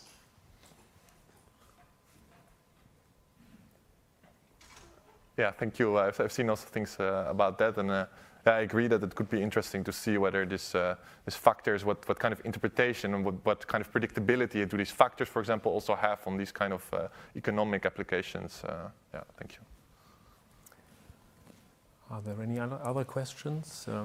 If not, then let's thank Siko and Sarah for the excellent presentation and discussion.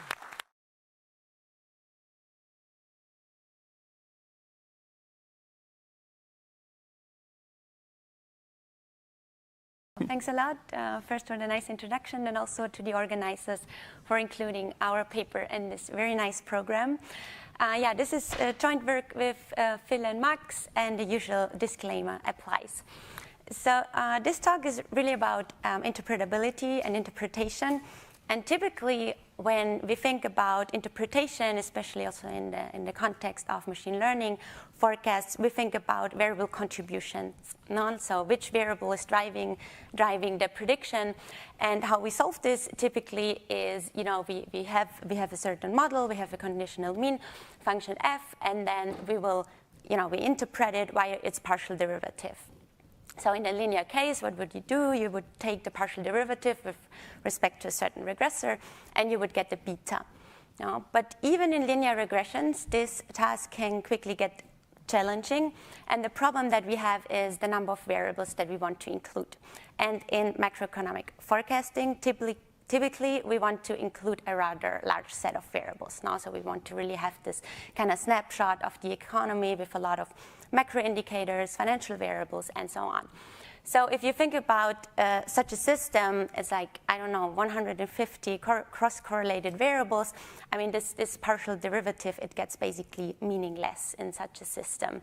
And then when we move beyond linearity and we use nonlinear models, this problem gets even worse, because then this function is super complex. You cannot even take the partial derivative that easily, and you even usually expand the feature space, so you take lags, you take moving averages, etc.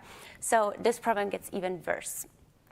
There are solutions in the literature, and they all, or most of them, focus on reinstating sparsity in the covariate space, right? So what you could do is you could use regularization, so for example, shrinkage, or other forms of regularization. You could even handpick variables. But what if your problem is actually dense?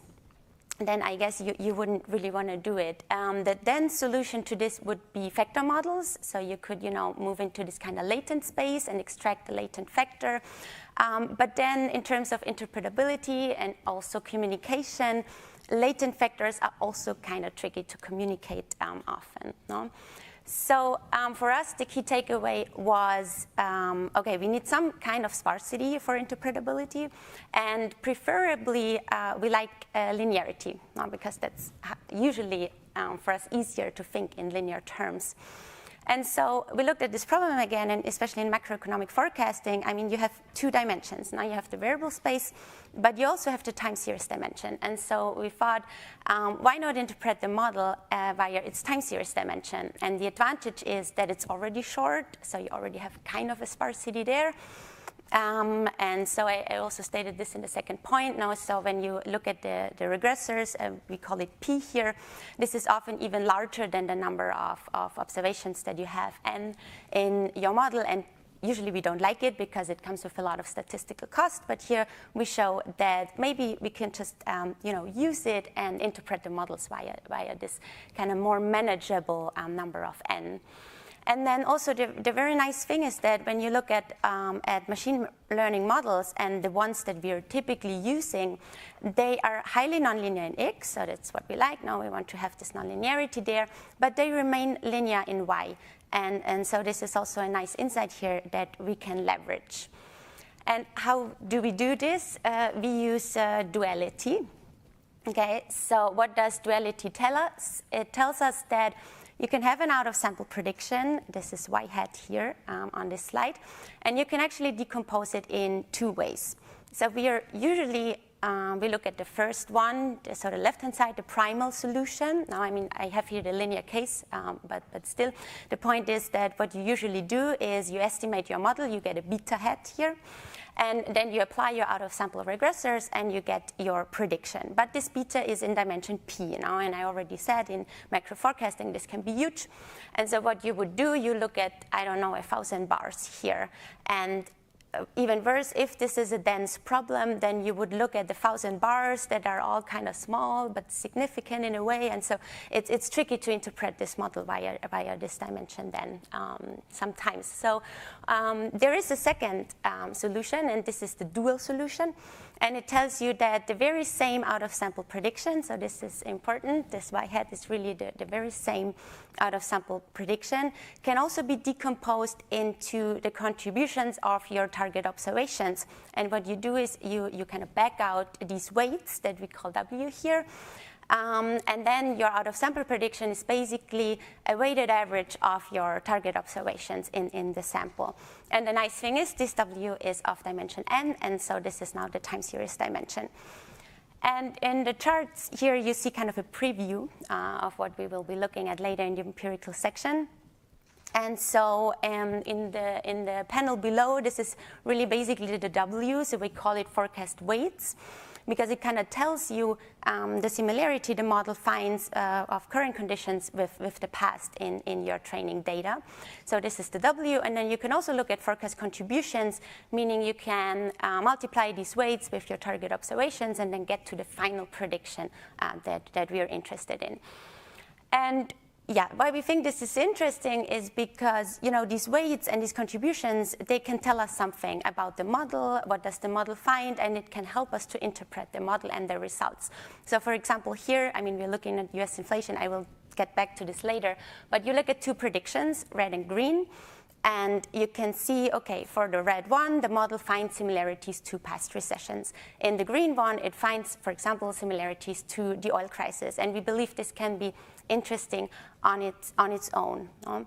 Yeah, so I guess the key takeaway, because I think this slide is really important for the paper and also for the talk, is that we still think it's important to look at variable importance, of course. So we view this more as a complementary tool to also look at this time series dimension and kind of ask the model, okay, where did you learn from, which periods were important for this certain prediction that you will give us. Okay, so the contribution of this paper is we propose this complementary tool, as I mentioned, and we show how to obtain these Ws for a set of different models. So we have linear models, nonlinear models, kernel-rich regression neural networks, tree-based models. And the nice thing is that it requires little to no additional computations beyond what you already did. So you can estimate your model, and then you can kind of back out these weights, and I will show you how this works. And then we also show how to interpret these weights. Okay? And for us, we view them as kind of portfolio weights, quantifying this pairwise observation proximities as perceived by the machine learning model between now, or kind of at the time you make the prediction, and your training data. And then we'll have empirical applications, and I will show you post-pandemic inflation and maybe GDP if we have some time. Okay, so how do we get to these Ws? I would like to start with the linear model because that's kind of the backbone also for the nonlinear cases.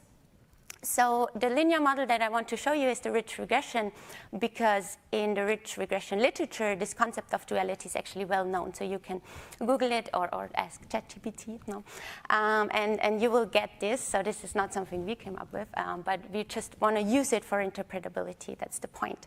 So in a rich regression, it's a regularized linear regression. So you minimize the squared error loss function with a regularization term. That's what the lambda, the penalty term here, the lambda gives you here. And then the primal solution, that's what we basically all know. I mean, if you take out the dysregularization term, it's basically OLS. And what the primal solution does, it focuses on covariance. Now it's this covariance-based solution with the x prime x. There is a dual solution which focuses on inner products. And that's where this kind of proximity-based interpretability comes from, because it's really numerically equivalent. But the thing is that it's kind of answering a different question. So in the one hand, you focus on covariances. In the other solution, you focus on inner products. And that's where this proximity kind of view comes from. And so we can apply this to our prediction problem. And so we will have a covariance-based prediction. That's what we know. And then in our case, we are more focused on the proximity-based prediction. And then we define this W in a way so that it's kind of this linear combination of your Ys, your target observations. Okay, so what is this W? I mean, this is important for interpretation, so it's important for us. You can kind of disentangle this W into two parts. On the one hand, you have these plain proximities, so this is kind of easy to interpret. Now it's this inner product, this gives you this kind of distance. But then you also have this proximity denominator, which is a bit more tricky to understand. So how we think about this is if you go back to OLS, so this x prime x, x prime y, you can actually think about this ideal world where your x's are uncorrelated. And if your x is uncorrelated, what happens is that this x prime x, it's the identity matrix, and then the dual and the primal solution are exactly the same. Okay, so we think this is kind of a nice insight to also understand, this concept of duality and make it a bit more approachable. But we are not living in this ideal world, right? So our x's are not uncorrelated, but you can still achieve this kind of, but in a transformed space. So what we do is we factorize the covariance matrix, and when you do this, you get orthogonal features again, right? And then this kind of equivalence holds again, but it's in a different space, so to say. That's how I like to think about it. And so the role of the proximity denominator is really to make sure that this equivalence holds between primal and dual, but in this factorized space. Okay, in case I lost some of you, let me give you some intuition about the W itself, because this, I think, is more the important part of this talk here. So let's say we have one training observation. So you observe inflation in 2010, and so this would be the Y, for example. And you observe GDP and unemployment, and this kind of snapshot of the economy in 2010. It would be the X1. And then you observe your X2, which would be GDP unemployment, let's say in February 2026, and you want to predict inflation in March. What happens now with this W is that if this X in February 2026, so GDP, unemployment, and so on, is exactly the same than what you observed in 2001, then this W will be 1. So this would tell you there is this high proximity, because for the model, it kind of looks like the same thing. And that's why you would get Y2 is Y1 in this very simple case. And then we do this for this whole kind of target sample, and that's how this W evolves. But the important thing is that, we can really interpret this W as being this proximity measure kind of to the past. Okay, so I was talking a lot about the linear case, but I think it's important because what is coming now is really based on this, basically. So the first nonlinear model that I want to show you is kernel-ridge regression. In kernel-ridge regression, or you can also think of Gaussian processes, obtaining this W is actually very straightforward because these models, they are already saved in the dual space. So what happens in kernel-ridge, we introduce nonlinearities by expanding the feature space. By doing so, this problem can get infinite. So what we do is we solve it in the dual space. So we introduce kernels, and then we solve it that way. And what this means for us is just that this introduces a different notion of distance. So instead of using the Euclidean distance, like this linear version, we can now use, I don't know, a Gaussian kernel for the Gaussian distance, a Laplacian kernel, whatever. And how you obtain the W is actually the same as before in the rich regression case, but instead of using the plain x's, you now use the kernels as well.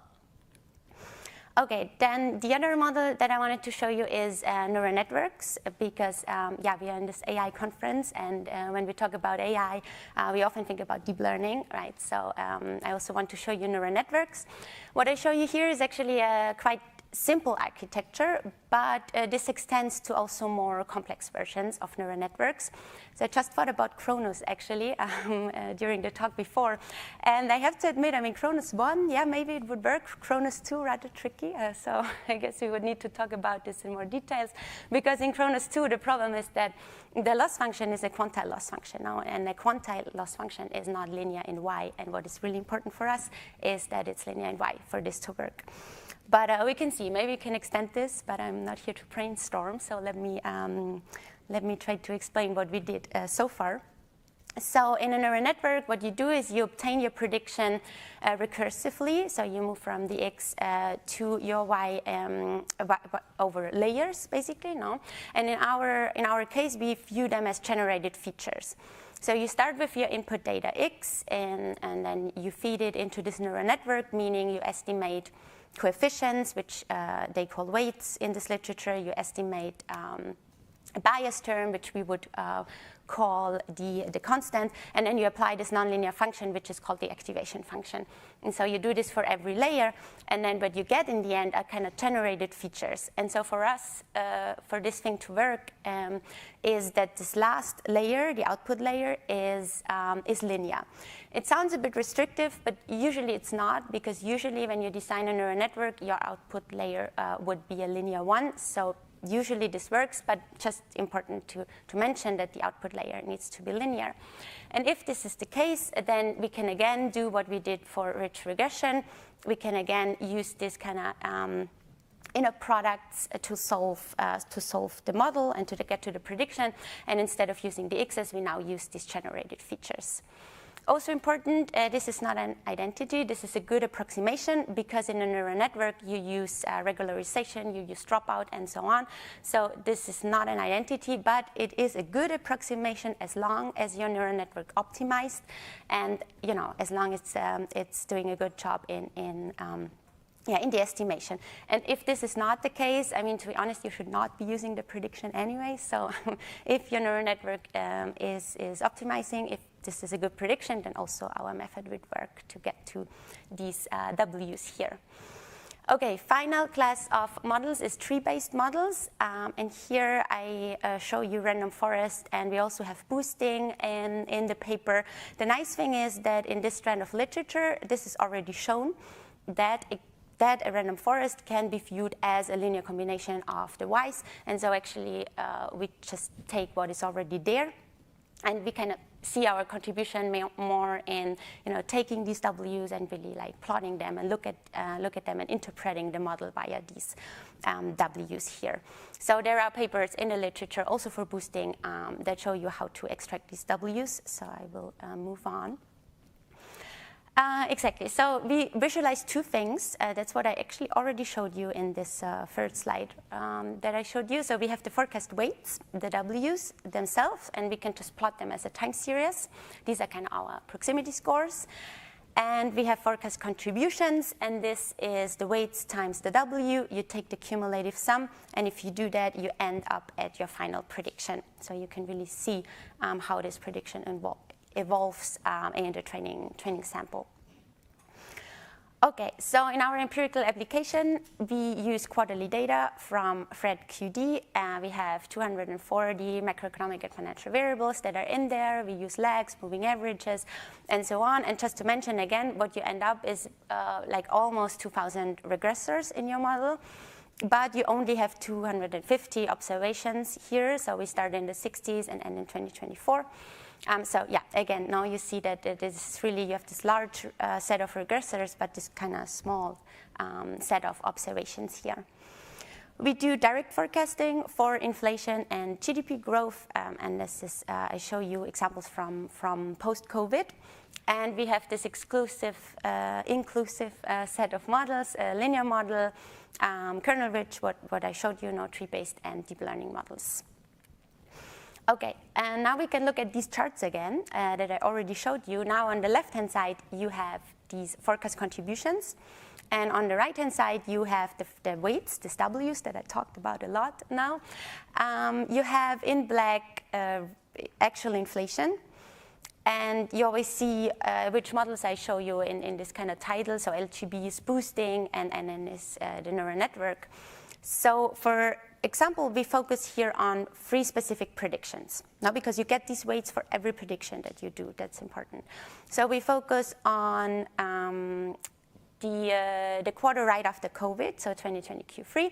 We focus on the onset of the surge, 2020 Q1, and the peak of the surge in 2020 Q2.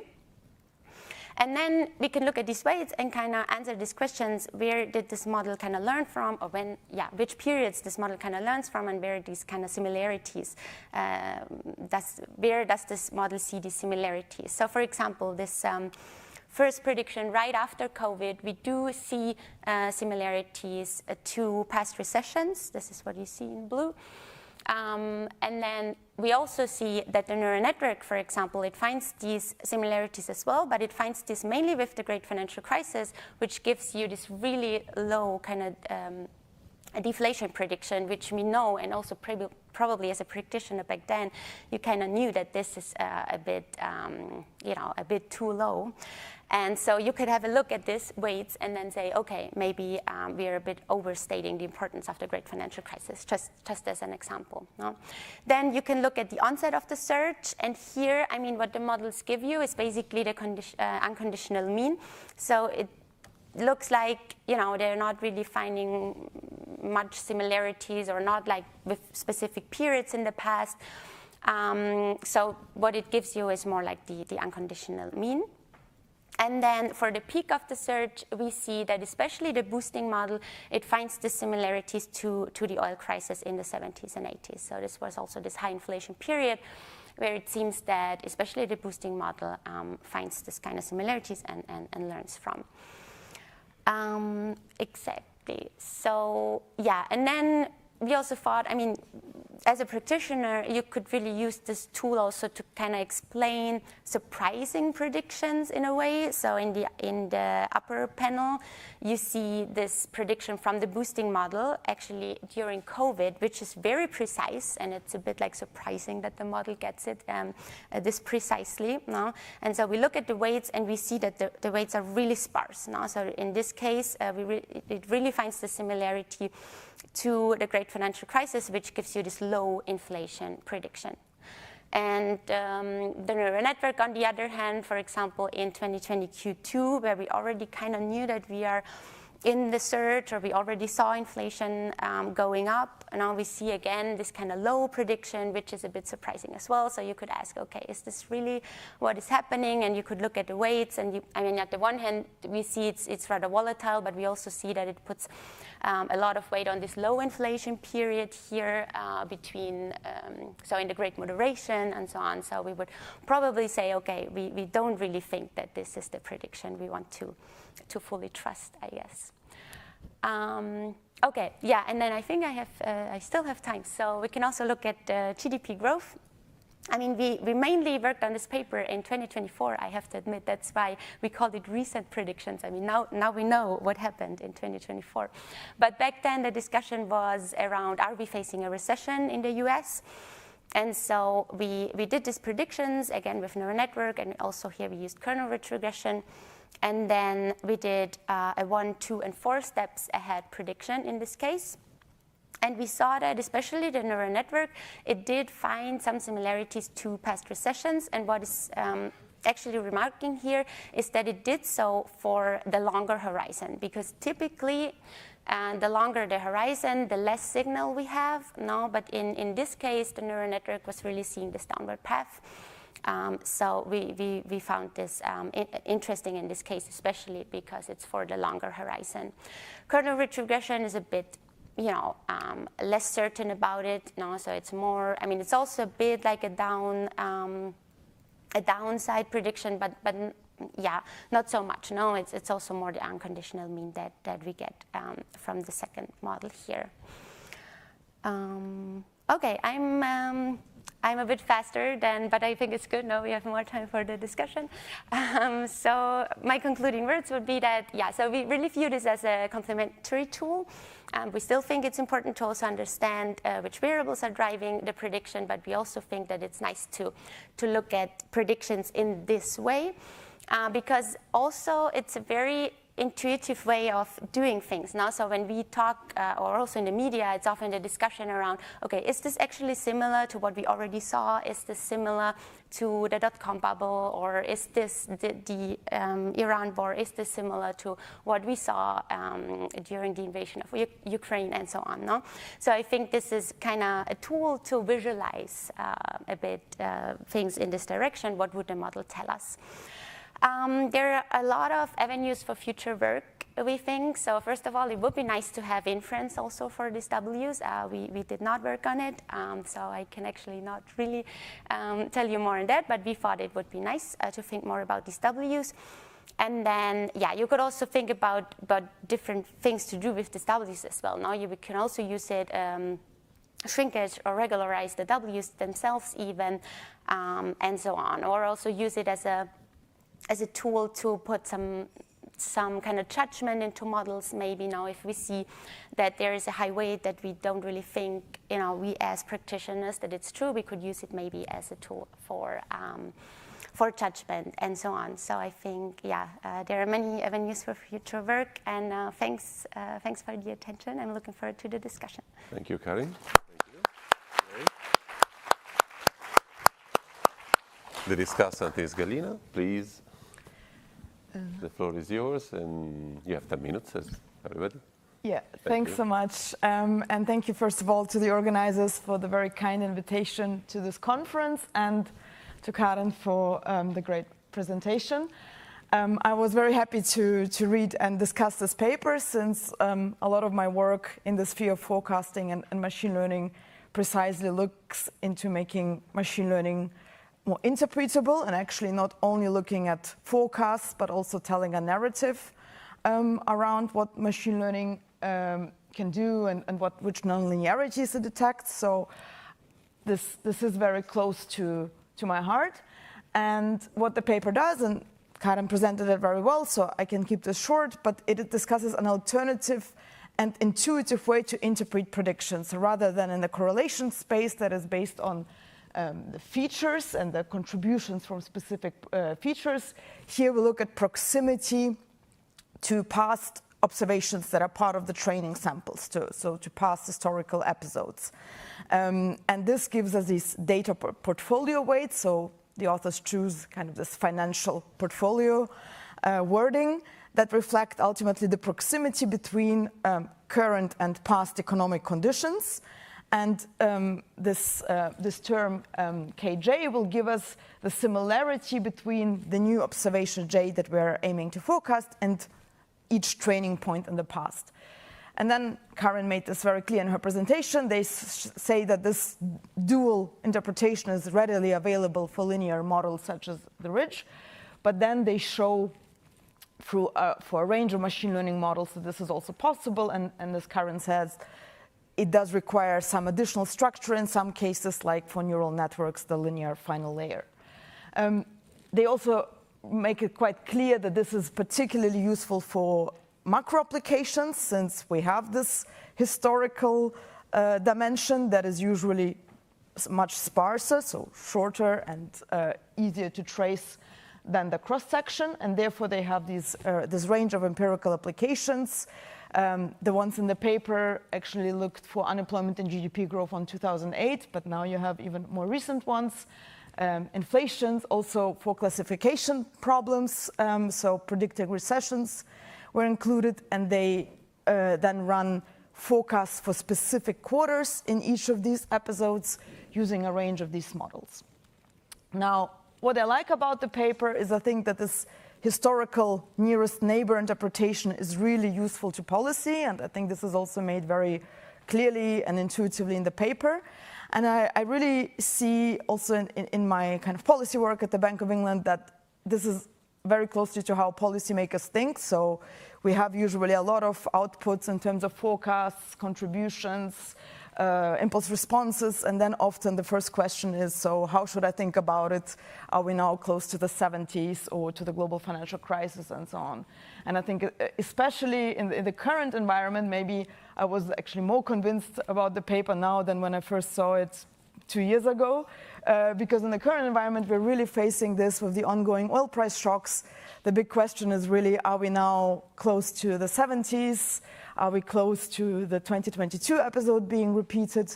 Or can we find past episodes where we had this constellation of oil price shocks, but also more slack in the economy that might be different to 2022? So I feel like having this dual view is something that I would find also useful to present some of my results with.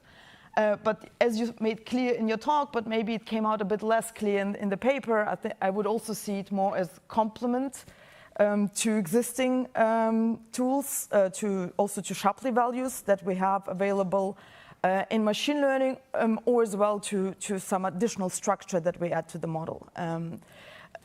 But generally, it is good if we can broaden our set of interpretability tools that we can rely upon depending on the question at hand.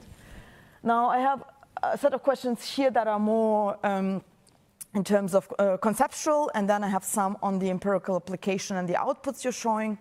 On the conceptual side, I was really wondering, so does this approach really have a distinct advantage for more complex and opaque models, which I think is something that you base your paper on, that you really have either nonlinear machine learning models or factor models. Of course, your empirical setup is already a biggish data kind of question.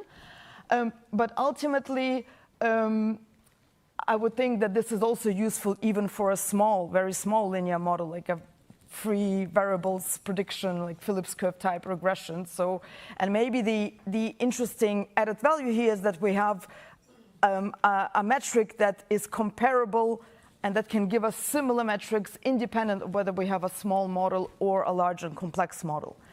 And then for the opaque models, I'm not sure, do we really solve the interpretability question here, or do we kind of overcome it or like dodge it a little bit, which is good if we can't solve it, but maybe we still want to complement it with a bit more of understanding of what the models do and why they then load on give weights to certain episodes. So then this weighted view can really maybe help us understand the model, but that would, I think, need some combination with Shapley values or with an added structure. And you have Philippe's HNN model in there, so maybe that can be an avenue.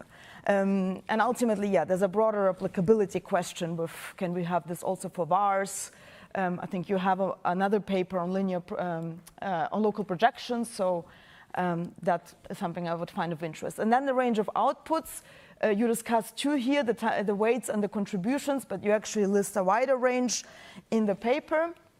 This is a similar chart of what you've discussed, and there are quite a few of these charts in the version of the paper that I've seen. I think some of them are really intuitive, like the one I think you focused on here for inflation. You really see for the first two models, they're very clearly distributed weights. But then for this third model, it's already a bit less clear. And I must say I found the cumulative ones far less intuitive to read, or at least I maybe didn't need more than one of these charts. But what I actually found quite an interesting chart, and which only popped up once, and for a subsample, were these contributions. So this already also is the weight times the prediction, and in a moving average form. So I found this showed also how, so for instance, this model has a clear weight on the 70s, 80s, but it also showed a much clearer picture now for the HNN, that basically some of the volatility we've seen for the weights comes maybe for this, that the model reads the opposite directional information. So it says that 2020 here was very different to the 70s. And you also have this short position as one metric that shows you whether the model exploits asymmetry. So maybe that is something where exploring further, because this is an advantage that these nonlinear models can have, that they will not necessarily read information symmetrically. And another interesting chart I thought was this, where you just kind of group sub-periods of your training data and show the historical importance. You do this also for your selected predictions. Though what I would found even more interesting, if you have a range of out-of-sample predictions, if you have an entire out-of-sample period, and then you could show this for subparts of the out-of-sample period. So this brings me a bit to my final point on how the empirical design is set up. I felt it was a little bit fragmented, so you have many applications for 3 different variables of interest, various episodes, and in each of those you usually look at specific quarters, so a bit more like case studies, which I think serves well to make that point in crucial moments of time. But it is maybe a bit less convincing in terms of is this something that holds more generally? And also, it is a bit difficult to square. We see that some models interpret it this way, other models interpret it that way, but is this reflected in better forecast performance? This was a bit less clear for me, and I think here you can actually add interpretation apart from the visualization by linking those two. So my suggestion would be to maybe pick only one application as the main one. I think in your talk you focused a lot on inflation. I think that makes quite a lot of sense. It remains timely. You could maybe move the other ones more in the appendix. But then maybe you could do a systematic forecast evaluation first over a longer out-of-sample period, say starting from 2000 or a bit later. Of course, the question is a bit how computationally intensive this will become. But then you could have an entire out-of-sample period, which you could even split further and say, were there any shifts that a model that during the low inflation forecasts was weighing a lot on standard, on quiet episodes, then moved towards reading a lot from the 70s in the high inflation episode. And there, I would expect that maybe nonlinear models did this to a greater extent, and that could be actually a justification that this tool is helpful for nonlinear models. And then I think the targeted case studies are really interesting in addition to that. So that's from my side, but overall a really interesting paper, and looking forward to hearing more about it. Thank you.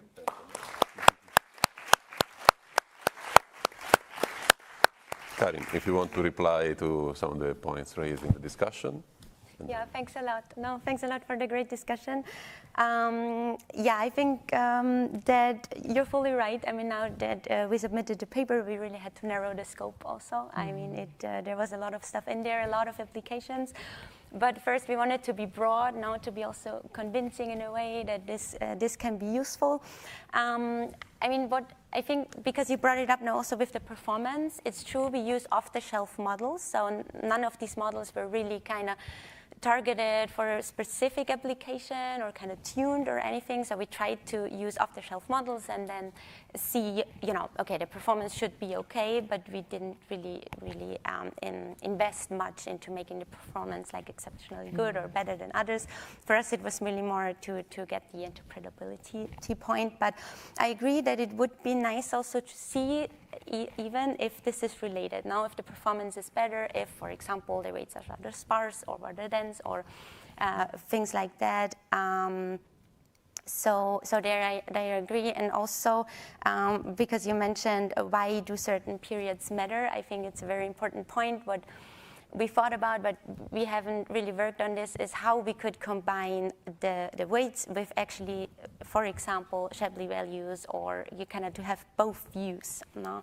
And it would be, for example, nice to have like implied weights for each regressor or something like that. But it's I think it's a new paper, to be honest, because here we try to show, what you can do and how you can extract these weights. But I fully agree, especially for policy, it would be even more important to know still which variables and why are these weights the way they are now, because they depend, of course, on the data you feed in. So they depend on the variables you feed in. But yeah, thanks a lot. Great, thank you, Karin. Then, as everybody, you're going to get your AI-generated questions. Who is going to read it, please? So how robust are the data portfolio weights across alternative machine learning specification and hyperparameter choices? And could policymakers mistakenly infer similarities to the 70s or to the GFC due to model artifacts rather than genuine underlying structure? Yeah, good questions, as always. I mean, regarding robustness, we didn't check in great details, but it's a good point, because as soon as you change something in the model, is it the hyperparameters, it can also be the variables, also the weights will change. It's like changing, even in a linear model, now if you take out the variables, also the other coefficients may change, and this also holds for the weights. Now, if I take out some variables or I take different hyperparameters, then the weights will change. But it's a good point. We should maybe check a bit more systematically how robust it is. But I think it also depends on how well the model is actually doing and how well it is optimizing or designed. And the second question regarding mistakenly thinking that this is similar to what we saw in the past, I mean, that's a good point. I would say, I mean, we're looking at the model now, and we're looking at what the model gives us. If it's really similar, it's, you know, from the eyes of the model, it may look similar because the data that you feed in is similar to what you observe there. If it really is or not, I mean, I think we still need economists to judge that as well, no? But I think it's at least a tool to, yeah, as I try to highlight, to complement our view. Because even when we look at variable importance, you could ask the same question. No, I mean, the model can give you, okay, wages is important, but is it really? I mean, we still need to put some judgment in when we look at Shapley values. No? So that I would answer to that. Thanks. Good, great. Malte? Thank you very much for the great presentation. I like the paper every time I see it. It came to my mind, have you ever looked into what forecast combination is doing in this setting? Because sometimes you even have, I mean, sometimes you have models that you can interpret, but then when you combine forecast, you have the nice feature that usually accuracy improves, but you can't interpret anything anymore. But I think with your approach, I guess you could. No, I would guess that the weights would be distributed more evenly across observations, and that might in some way robustify the forecast. No, might that be the right intuition? Thank you. Michele, we can gather two questions and then you. So I think it was a very nice presentation. I think this is a very useful method indeed, and I think it's very useful for policy. But I have a comment on this thing of the weights of 2022 and compared to the 70s. So in the end, this nearest neighbor interpretation will depend on the value of the predictors, no? Because what you're looking at is these weights are depending on the predictor. So if you have a similar constellation as in the 70s, you will have high weights on the 70s. And in the end, in the 2022, there was a similar level of inflation, but for example, inflation expectations were very different. So we didn't have a disanchoring or long-term inflation expectations. So the result that you do not find sparse weights on the 70s makes sense to me. And in light of that, I would have a curiosity. So maybe this could be done by simulation. So what does it happen when you have a scenario in which basically it's a kind of a mix of the level of the 70s, but the persistence of the 90s. So what are the weights that you're giving to that? And so how does the model learn, you know, how to mix across these two periods? Okay, we got a third question behind you. Yeah, thanks. So it's close. Yeah, I wondered whether you can do some sort of taxonomy of episodes. You know, once you have a T times T matrix of distances or similarities, you could do some sort of cluster analysis or so to find different types. I mean, I guess if you do two clusters, you find just booms and recessions, which is not so exciting. But maybe there's more to it, you know. Yeah. please. Okay, yeah, thanks a lot for these great comments. Yeah, forecast combination, I think it's a very nice idea. And yeah, now I'm kind of surprised myself that this comes up the first time that I presented it, at least. And I think it's a good point, because you could extract the weights from all the models that you want to use, no? And then you could combine them. I mean, the thing is that you would kind of estimate weights again, no? That's what we usually do for forecast combination. I mean, you can also take the average, but if you can estimate the weights, so you would have to apply the weights to the weights as well. And I mean, I think you can still use it for interpretation, but it gets more kind of a mixture of weighting schemes then. But in general, I agree, no? I mean, sometimes we see that it works quite well combining forecasts, and maybe that's also one of the point now that different models find different similarities. For example, if you combine them, maybe you get even a better prediction. But good point. I think we should or could look into this, definitely. Then regarding Mikila's point, yeah, that's a very good point. So we haven't really checked what would happen if we combine these two kind of scenarios, maybe, or yeah, what you mentioned. And definitely, I mean, we got this comment, we got sometimes that maybe it would actually be good to have simulations to really see are the weights the thing that we're expecting to extract. So we started on simulations, but I cannot really give you a clear answer on that, because this is not something that we considered, but it's a good point, and I think we should take it on board, because it is not that clear. I agree. I mean, what would be an advantage is if we had something that I mentioned before, kind of implied weights, because then you could see which predictors are important and when are the weights high, no? Because then you could maybe get a bit of a clearer picture. Okay, maybe inflation expectations are different, but the model is not even considering inflation expectations as important, then of course it doesn't really find the similarities either. So, but that would, I think, bring more light even into these questions.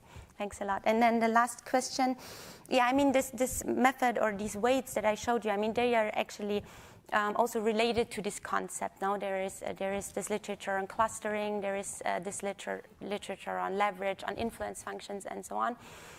So it's related, but it's really a bit of a different thing, because we're just extracting them from the model itself. So we're not changing the estimation or anything. It's the same model that you would do anyways, and then extract it. But I take your point that it would even be nice to look at kind of clusters, no, within the weights maybe. I mean, that's what we did a bit in this chart that you showed that I didn't show in the presentation, when we clustered kind of episodes, no, to see how important kind of certain episodes are and so on. But no, I think it's a good point, and we can look into this. Thanks. Great. Well, I think we cannot ask more questions because we are at the end. Thanks, Karin. Thanks, Kalina.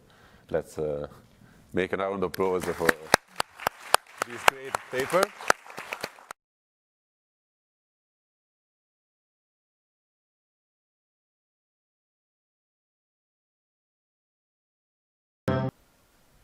Witam Państwa serdecznie. Daniel Tyborowski, Muzeum Ziemi Polskiej Akademii Nauk. Witam na kolejnym środowym spotkaniu z dziejami Ziemi. Dzisiaj, proszę Państwa, temat kolorowy, kolory w zapisie kopalnym, kolory z przeszłości geologicznej. O tym będziemy sobie dzisiaj rozmawiać.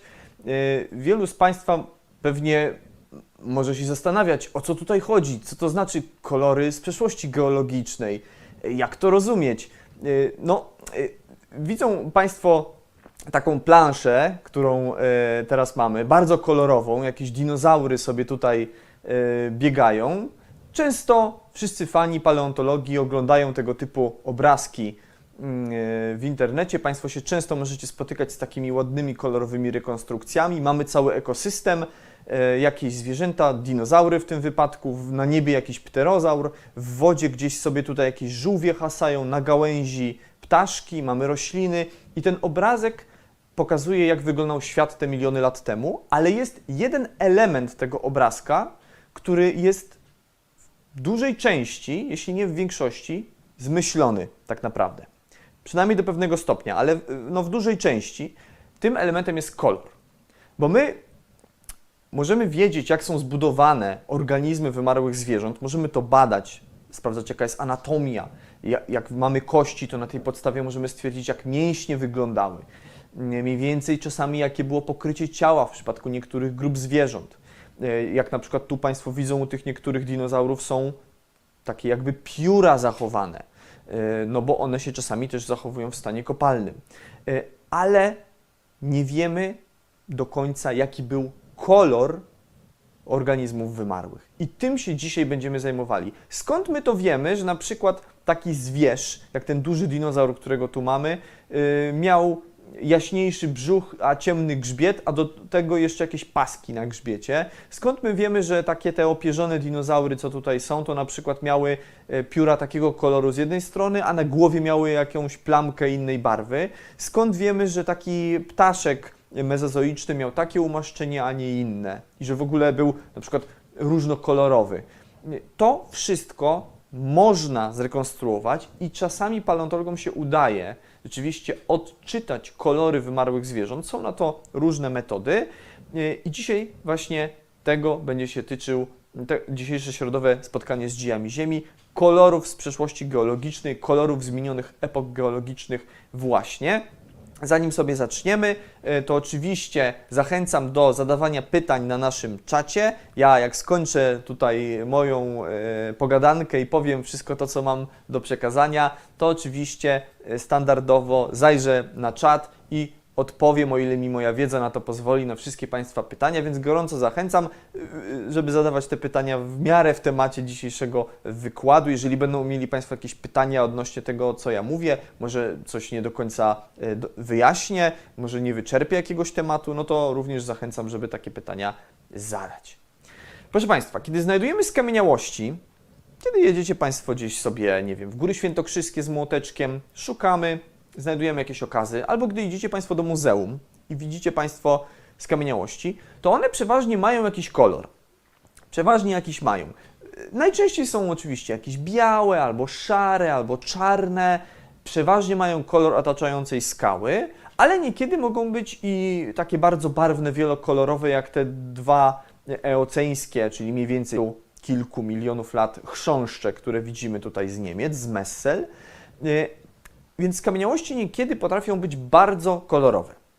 Ale trzeba Państwu wiedzieć, że przeważnie ten kolor, który ma dany okaz, niezależnie od tego, czy jest on po prostu biały lub szary, jak otaczająca skała, czy też taki bardzo kolorowy, to przeważnie są to kolory wtórne. To nie są oryginalne, biologiczne kolory, które miały te zwierzątka za życia. Tylko różne procesy, tak jak tutaj napisałem, diagenetyczne, czyli te, które zachodziły w osadzie, kiedy już te szczątki organizmów były złożone w skale, te różne procesy wpłynęły na to, że ten kolor się zmienił i ten oryginalny, biologiczny kolor, jaki zwierzątko miało za życia, przeszedł w różne barwy związane po prostu z tymi roztworami i procesami, które tam działy się w tej skale. Natomiast jak